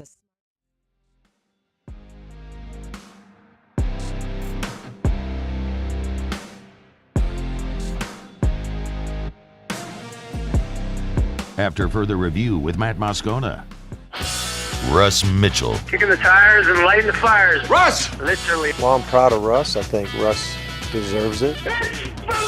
Rusty, come on up here. Absolutely, I thought that was going to happen because it's state. It's supposed to happen. You know, I haven't had much of a chance to talk to you man to man, Russ. How are things out there at DBU? I want you to stay here and take care of things, Russ. The only way you can point up is up. Not going in our yard, Russ. It's going in our living room. It's like Troy. Can't see the line, can you, Russ? Put your foot on his throat and choke him out. Take it, Russ. Oh, I forgot about how are things at DB. It hits so good. As they say, absence makes the heart grow fonder. Last time Russ Mitchell was here, Nick Saban retired. Wonder if Dabo's going to call it quits today. How are you, Russ? Oh, kicking the tires, lighting the fires. Look, before we begin, Yeah. I have to reach out to the Tiger family of Maddie, who's stuck far away from home, far away from Louisiana, in the fairly sunny but and not terribly uncomfortable city of San Francisco, but missing her family, her mom Regina, down in New Orleans, and all of the Tiger fans they love. So just shouting out to some people who helped me out. Is that why you wanted to come on today? A man's got responsibilities, and he takes care of those responsibilities. I'm sitting in my kitchen last night, like 10 o'clock, and I get a text, and Russ is like, next time I come on, I have to tell Maddie and Regina hello. I'm like, when do you come on? He's like, tomorrow. I'm like, perfect. Let's go. He said, what else do you want to talk about? I don't know. I understand you crazy Tiger fans are feeling very optimistic about the 2024 football season. Well, I think there are some that are probably optimistic. That's what fans generally do, right? I don't know if you saw it this week, Russ, but DraftKings put out some early lines. They released seven. They released seven LSU football games. You want to guess? There was one game, where LSU was an underdog. You want to guess which one it was? Oh, better not be the USC game. No, 6-point favorite. I'm gonna say probably Alabama. No, Ole Miss. No, LSU 2.5 against Ole Miss. LSU 1 against Bama. Jesus. They're projected by DraftKings to be a 3-point road underdog against Texas A&M. How about that? How about that? Yeah, this is why it takes a village, and why there's always two sides on a bet. So I don't know. This is in terms of like making it. If you're just talking about in terms of making it to the playoff, the first playoff, right? Yeah. We've been talking about this to the listeners on your show for nearly 20 years, dude. You're getting old. Yeah, I know. How about that? Was anybody surprised when Alabama got the nod and Florida State got screwed last year? I was really surprised. Deep down inside, did you really think that they were going to give up a business decision like that in favor of just some PS rule that they had, they change every year? Yeah. I don't know. I don't know that it's a fair question. I don't know that anything really surprises me. I was obviously very not happy with the decision the committee made, but I was in some ways, but I wasn't surprised because it's a business decision. It's always a business decision. Yeah. So ask yourself a question. 12 teams. What is the realistic expectation for the Southeastern Football Conference? Not your ridiculous greatest hope, not whether or not you think there are 5 or 6 or 9 teams that could play. How many spots of those 12 do you think they're going to give one region of the country? I think minimum 3. I think you can get to 4. In a very, very, very, very, very odd outlier, there might be a weird year where you push that to 5, but I think minimum you will have 3 every year. I agree. I think that's spot on. Okay. I think that is spot on. It would take the world falling on fire for us to get 5. Yeah, I think that's fair. So you're basically thinking about 3 with a good chance to get to 4, or a chance to get to 4. Mm-hmm. Okay, so Georgia. right? Everybody's number one heading in, did everything right, other than a bonehead performance in the SEC championship game. Right. Beck's back under center, hit the portal great, had another great class. Schedule's okay. You know, they play Bama after a break. They get the Gators after a break. They got to go to play Ewers in Texas, but that's after Texas plays Oklahoma. I mean, Georgia's sitting pretty good. Yeah. So I'm giving them a spot. Agreed. Texas keeps Ewers and, keeps a lot of players in clutch. Not surprising. Money's rolling around over there. They got the momentum of the SEC, and the schedule is about as close as you could hope for. They get a beat-up Wolverines team, an empty Wolverine team early, and they get Georgia, but a pretty easy schedule. So you penciling Texas in there? Yeah. In a 12, yes. I don't know that I would pencil Texas in my top 4 if it were a 4-team playoff again, but in a 12, yes. I think it is plausible, because I think you would agree with this as well. In the SEC, 10-2 is getting you in. Agreed. Okay. I think there's going to be a lot of distraction for them in Oklahoma, obviously. I think there's a lot of new stadiums and a lot of new places to go to and a lot of famous people that you get accustomed to going to see when you go to different places, and there's a lot of new here for Texas and OU. But they are a very good team, and it's always about schedules, and their schedule is a cakewalk. Speaking about cakewalks, Ole Miss. You got Ole Miss's schedule. God, it's so ridiculous. That's like, are you kidding me? And plus there was no bigger winner in this new portal world we live in. People are worried about Judkins. You can plug and play 1,000-yard tailback in that offense, right? And they got finally, for the first time in years, they got depth. They got to come play LSU, but, that's the OU and UGA have to both go to Vaught Hemingway. That's going to be a really solid team. There you go, bing, bango, bongo. That's 3. I mean, I'm looking at Mizzou. I'm looking at Alabama. Both before I'm looking at LSU. I'm not believing Mizzou again this year. Hey, wait. Does Mizzou have to replace their offensive and defensive coach? Do they have to replace their Heisman Trophy quarterback who basically stopped your woeful defense last year from having not 1, not 2, not 3, but 4 more losses? Without Daniels, the Tigers lose to Arkansas, Mizzou, A&M, and probably Florida. And I could also argue the flip side of that, which is with a competent defense, you beat Florida State, Ole Miss, and who knows what happens in Bama. And you're a playoff. It's true. So you could argue that. As you said, there's 2 sides to every bet, right? Or maybe you're wrong. No, I mean, you scored 48 on the road against Ole Miss and lost. I'm telling you, man. I think anybody. And by the way, I'm not saying swap LSU and Missouri. I'm just saying I'm not a believer in Missouri. Like, I watched Missouri last year throw up on themselves against LSU in their home stadium. I'm not a believer in Missouri. They have to go to A&M. They have to go to Bama. Manageable with South Carolina, Mississippi State on the road. Oklahoma rotates on. I just don't know that that's a Missouri team. Losing what they lost on the defensive front.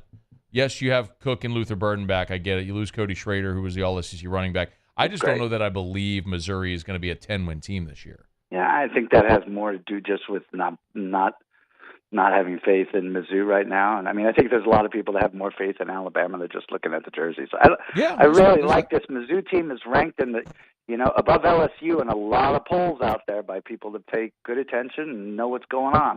And Missouri's not getting the benefit from anybody. They're not getting the benefit from anybody because people look at the jersey and they see the gold and the black and they think Vanderbilt. So, Iowa? Which team is this again? Why the Z? So, I'm telling you right now, if you're just, planning on putting a check mark on your calendar for where the Tigers are going to be in the first, what are we calling it? The Holy 12 or the Terrific 12? Or I don't know. It's going to be something, the Terrible 12. I think it's going to be – the first thing is you have to hope we get 4. and I don't think that's a given. If you don't, then you got to hope Georgia, Texas, and Ole Miss don't hold chalk, and I'm telling you, they're looking pretty good. Their schedules are all great. You think LSU beats USC in Vegas? I'm going to use the pronoun we. Okay.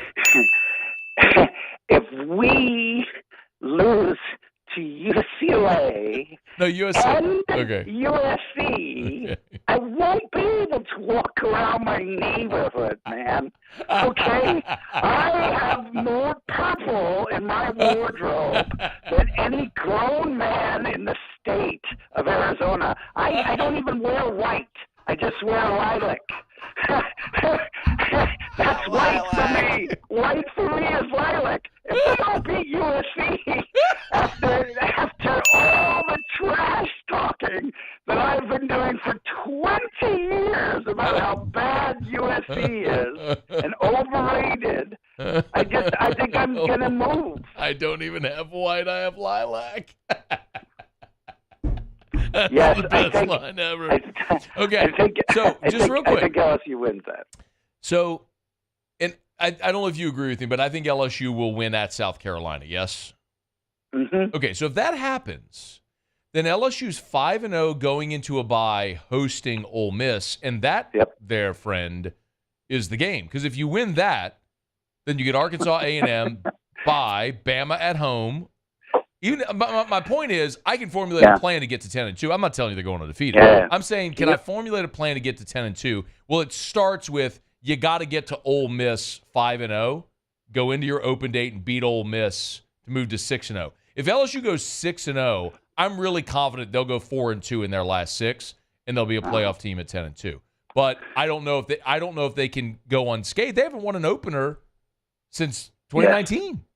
I mean, how much have we been talking about, can we start the season with a practice game? And by the way, we were just talking about this last year. Like, can we just start a game? I know. Can we start a season with a practice game? And I when I'll believe in LSU?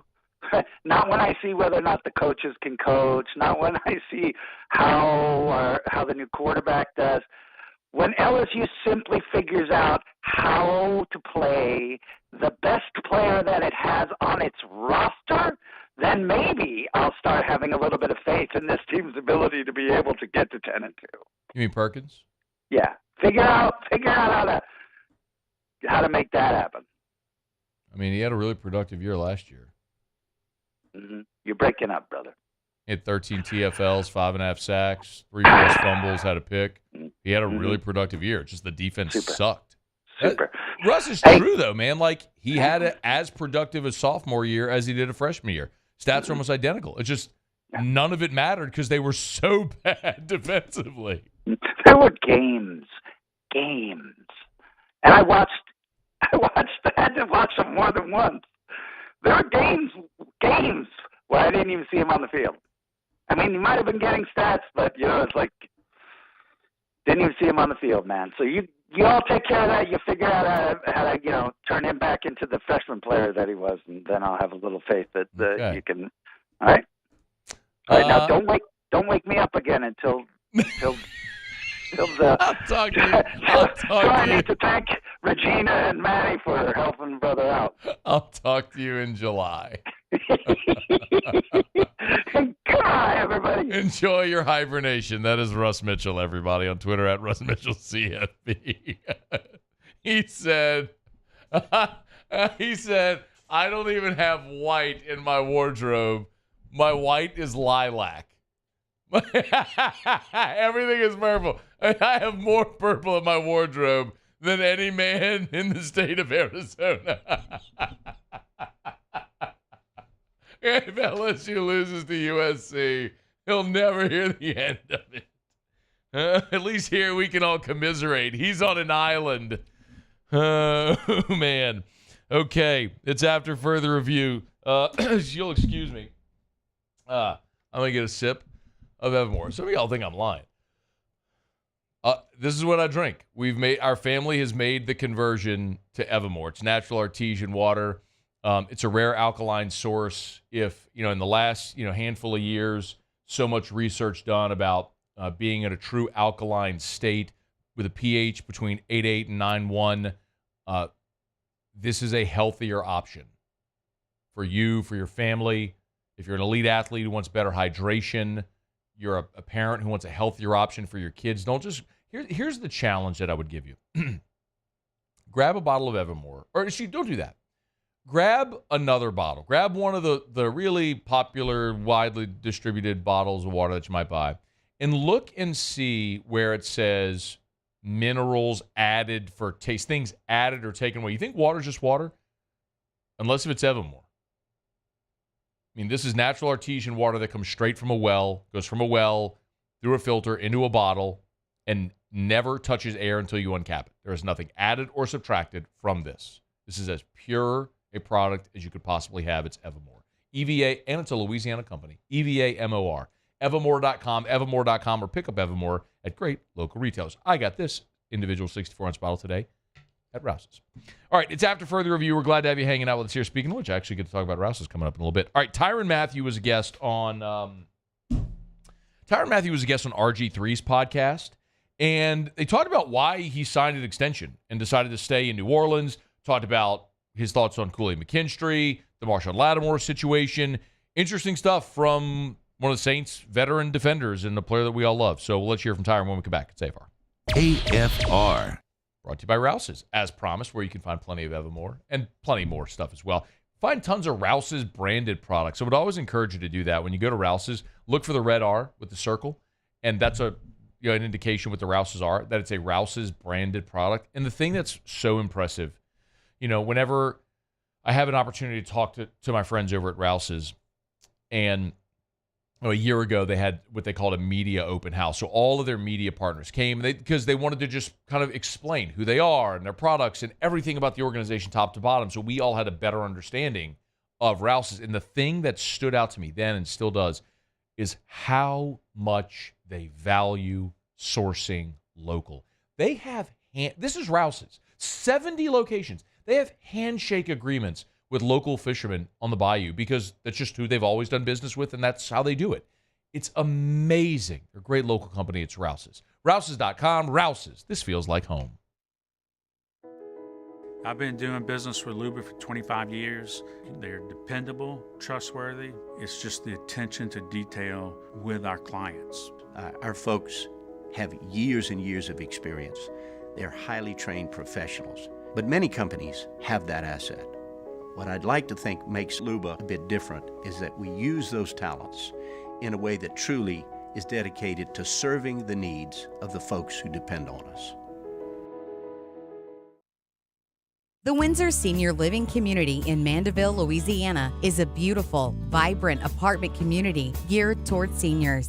They are nestled right in the heart of Mandeville, where seniors live a more carefree lifestyle in spacious apartments with the peace of mind that comes from having a little extra help. Call the Windsor at 985-624-8040 to schedule a lunch and tour. Come see how the Windsor can be your passport to peace of mind. Yo, Jake here from my friends over at Community Steel Company located in Gonzales, Louisiana. The local place you can turn to for all of your metal building needs. Notice I said local, not Houston, not Dallas, not Atlanta, but right here in Gonzales. Visit them at their brand new state-of-the-art website at communitysteelco.com or pick up the phone and give them a call today to answer all of your questions on your metal buildings, roofing and sheet metal, and any other steel needs you or your business need at 225-647-2020. There it is, the extra mile. On the border of expected and extraordinary for those willing to go further, like vans customized for work or play, with safety and tech to keep you connected, supported by a 5-star sales, service, and finance team, and backed by the 1-star you know. So go the extra mile. It's never crowded because so few have what it takes to go there. Mercedes-Benz Vans. Breck teamed up to reimagine your parks, and you imagined big. With your help, we went to work, creating 12 beautiful community parks across the parish. A family-sized water park, miles and miles of trails, and parks just for your dogs. There are more places to splash, to explore, to run wild, and even soar. You imagined, we delivered. Gold. Brack, your #1 park system in the nation. Electricity is all around us, and our families depend on it. Every day is sparked by the power of a cold drink or a warm meal, a movie night, and a comforting light at the end of a dark hallway. From sunrise to sunset, playtime to bedtime, our team is ready to take care of your electrical needs, even in the case of an after-hours.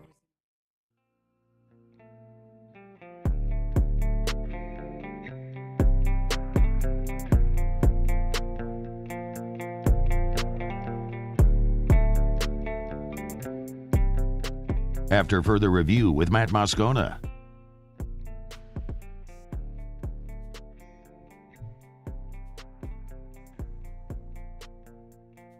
I was a guest on Crane and Company earlier today. Our guy, J-Boy, our side... What do we call him? Our side piece? Is that what we call him? Is that what we did? Yeah, he's our side piece. Side piece, that's right. There was a time where we had a guest cancel. I was like, man, what if we could get someone real quick? So, call Jake. Call Jake. He's like, I'll be your side piece. So good. Their show, they stream on YouTube every morning. And I have a new setup in my office. Like at the end of last year, I went and bought a whole setup. Mic, soundboard, gaming laptop with the processor, like everything, camera, all this stuff. And my camera was so dark on this. Like you can only see, because of my beard, you could like literally only see my nose up. In that, like, so top of your head too. Yeah, at the top. So I was like, I got to get a ring light. That's the thing I haven't invested in yet that I need to make sure I get. Anyway, it was a good convo with the boys. We talked. I reacted to the Brian Kelly stuff, and that everyone was all upset. You can leave it back there, Paulie. That everybody was all upset over yesterday. So we talked about that. And Cone, has a country music single out now. That's cool. So this is David Cone. For those that don't know, not David Cone, the pitcher. Perfect game, Yankees. David Cone is 1/3 of Crane and Company. This is Cone here, all the way on the right, who's from Georgia, who played college football at Michigan. He was recruited by, I'm blanking. Lloyd Carr, probably. Thank you, Yes. Lloyd Carr. I was like, it's not Gary Moeller. Who replaced Moeller? Carr. He was recruited by Carr, and then ended up signing, and Carr retired, and Rich Rod got the gig in 2007, or I guess for 2008. Cone is like 6'7" and couldn't run away from a turtle. And Rich Rod was in his Cone. Needless to say, I don't think Cone played much during his time, but still, he was recruited by Michigan. You know what I mean? Anyway, so Cone's got a new single out. Can you look it up, please? I was about to say, what's the name of it? It's called "Just What America Needs." Is the name by David Cone? Is the name of the single? And it is. I'm gonna tell you. So I hate country music, dude. I think country music is cringe. The album cover is so good. I haven't even seen that, but I hate country music. I think it's totally cringe. So I don't like his song either. And I told him this, but here it is. Yeah, Paul, can you pull this up? Well, actually, hang on. Before you do this, let me make sure I don't have anything else playing. I'm doing this off the cuff. I was going to say I have it right here. If you want me to just play the audio. Here it is. I got it. Go ahead. Hit mine. Hold on. Because you can take the picture of it too, if you can hear it. There it is. Cone. Look at Cone's. You have I something got else two things playing. You absolutely have two things playing. Of course there is. I don't know what it is. So do you have it? Yeah. All right, you play it then. Okay, good. Well, that's way better. So the picture is Cone. So good. Smoking a cigar, like I guess on a farm. That's what it looks like. And he's got like an American flag. What would you call that? Like superimposed behind him? Yeah. Filter, an American flag filter, something like that. Crank it up a little.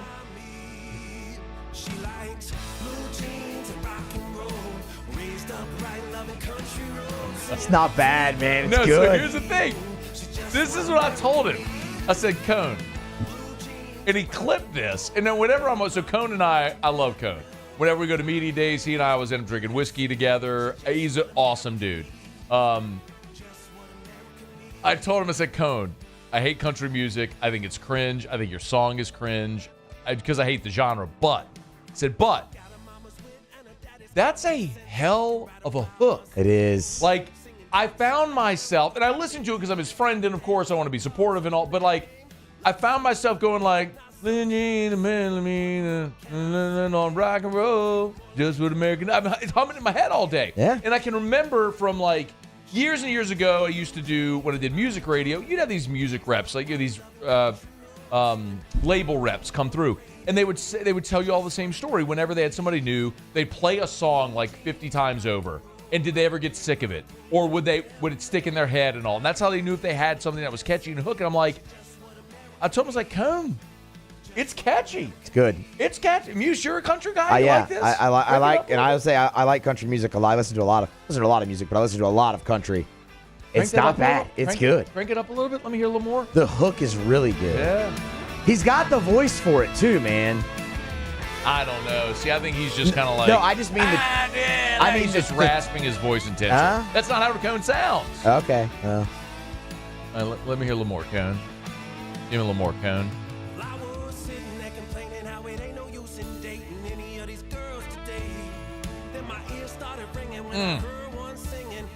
You know what I need to do?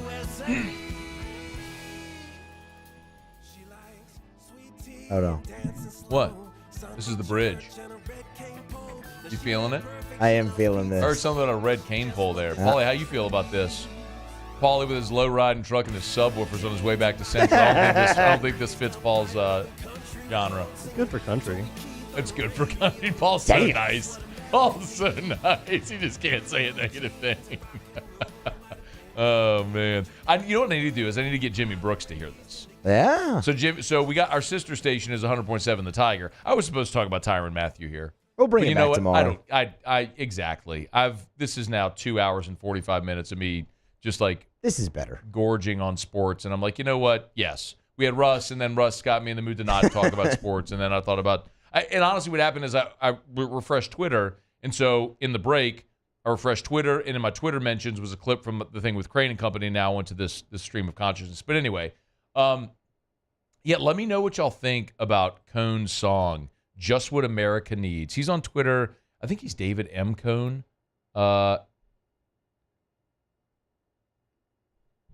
David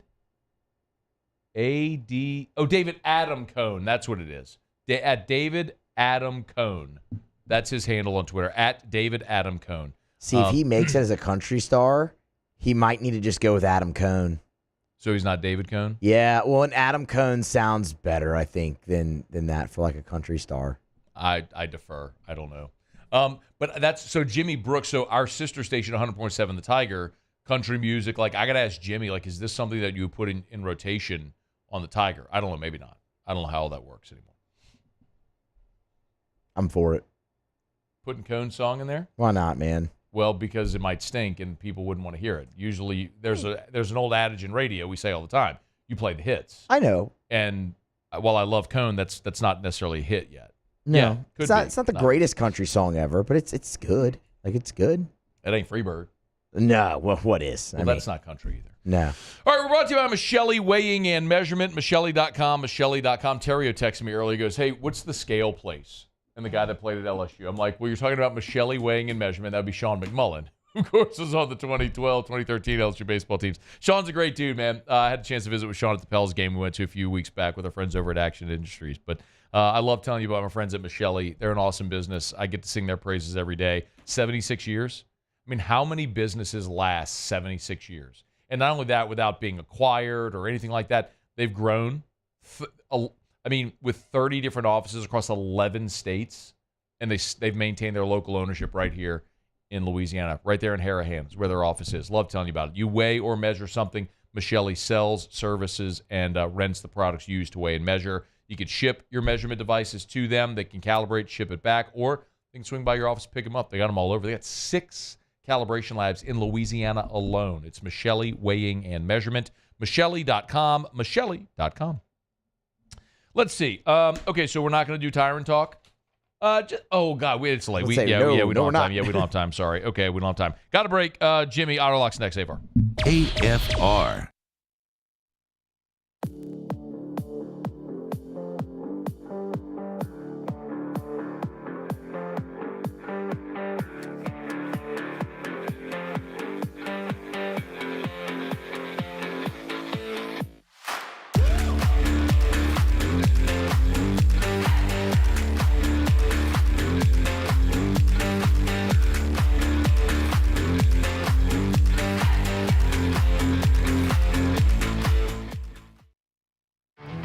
There it is, the extra mile, on the border of expected and extraordinary for those willing to go further, like vans customized for work or play, with safety and tech to keep you connected, supported by a 5-star sales, service, and finance team, and backed by the 1-star you know.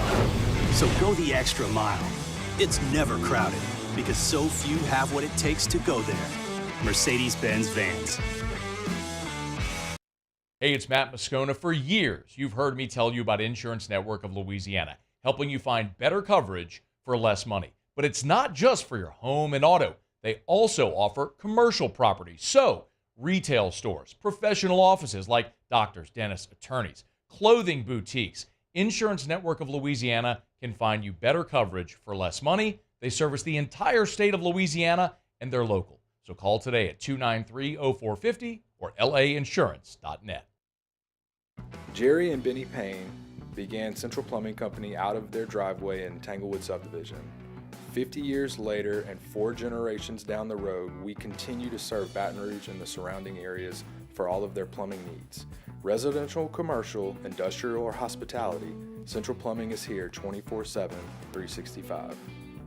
We want to thank our customers, family, and friends for 50 years of success. And looking forward to 50 more. I've been doing business with Luba for 25 years. They're dependable, trustworthy. It's just the attention to detail with our clients. Our folks have years and years of experience. They're highly trained professionals. But many companies have that asset. What I'd like to think makes Luba a bit different is that we use those talents in a way that truly is dedicated to serving the needs of the folks who depend on us. Dylan Cruz here to tell you about Six Rings Baseball and Softball Camp. If you live on the North Shore and play ball, go to Six Rings Camps with former LSU assistant coach Dan Canaveri. His knowledge is second to none, and your child will improve and have fun doing it. Camps were held at Coquille Park and Six Rings Academy in Covington with 4 sessions over the summer. Full day and morning only sessions are available from ages 7 to 13. Go to sixringsbaseball.com or call 985-206-9096. Learn the game to love the game.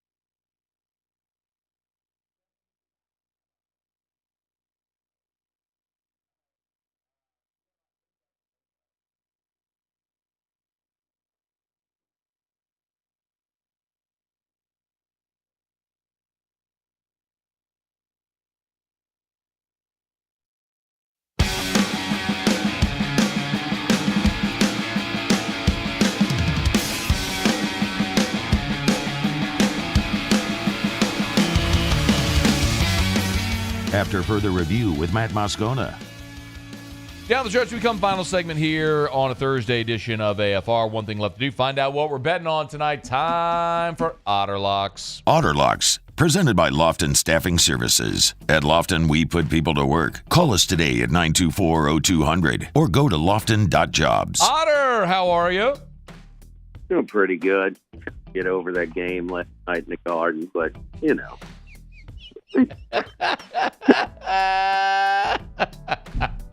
You know, we didn't turn in the first 49 protested calls. We turned it in 79 from last night. So.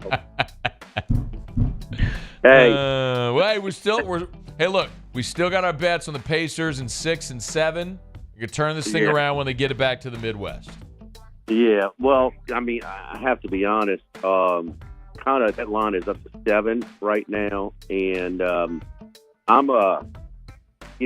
Matt, I just think that it's a spot where, the Knicks might, if they fall behind a little bit, they have to have it on their mind to kind of pull some guys and maybe give them a rest.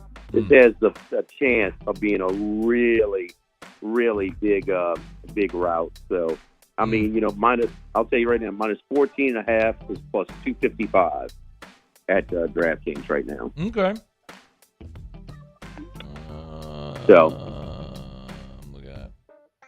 That's for tomorrow. Yep, for tomorrow. Tomorrow night. Okay, what are we looking at for tonight? Tonight, I just keep waiting for the Celtics maybe not to cover, but I cannot play against them. I mean, they, the one game where Miami hit 23 threes, that's what it has taken for, not for them to lose, but for them not to cover. So, they're 5-1 against the spread and showing a little bit of 1 minute remaining. Without Porzingis, but it's a stay away. The one I like, I think Luka is hurt. I think they're a little tired. You saw them, the younger, more rested Thunder pull away in the second half. We're going to go right back to the well at -5 tonight at home with the Thunder. All right. OKC -5. Anything in Major League Baseball? First 5, you lay in 60, but Sonny Gray. Big pitching advantage on the mound tonight for the St. Louis Cardinals against the Milwaukee Brewers. All right, St. Louis, first 5. Rufino's tomorrow? Rufino's, yes, right, indeed. Man. Get on by, see Ott, Hanny. Have yourself a time. All right, Otter, good luck tonight. Let's get it back tonight. Come on, blow that whistle, man. Come on now. Come on, Ralph. Get out of here. All right, that'll do it for us here on this Thursday edition of AFR. You miss anything, AFR On Demand, presented by Breck Golf. Book your tee time at golf.breck.org, golf.breck.org. Muse, Paulie, appreciate it. Y'all have a great night. We'll see you tomorrow at 3. AFR. Get on down the road. Remind you about Relief Windows and reliefwindows.com. Man, I tell you what, I am so excited to be able to tell you about the new feature that they have over at Relief Windows, and it's this 3D imaging. So we've been telling you about it the past couple of days, but they have 3D model homes. Now, this is all done on software on the computers there at Relief Windows. Got to go in-house to do this. But in their offices on Airline Highway in Prairieville, you'll see a 3D rendering of your home, and they can change anything on it. The specific windows you want, the trim, siding, color, shutters. So if you're real visual, you want to see how it would look on your home, it's an awesome way to do it. Another way that Relief Windows is just the best. Experience, quality, and service. Relief Windows and reliefwindows.com. Bayou Ford has the new inventory to get you in a new Ford truck or SUV today, or customize your next vehicle just the way you want. All new Bayou Ford vehicles come with a 1 million mile powertrain warranty. The crew at Bayou Ford is going to do right by you.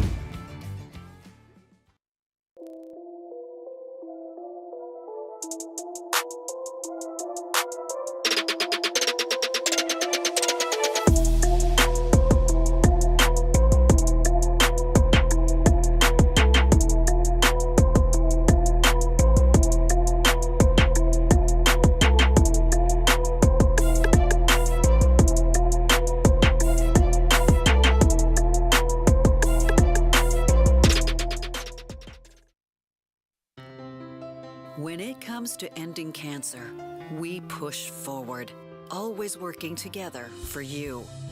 That's why our cancer experts at Ochsner have clinically integrated with MD Anderson Cancer Center. This means advanced cancer care, including access to life-saving clinical trials and integrating care to treat the whole you. Introducing Ochsner MD Anderson Cancer Center.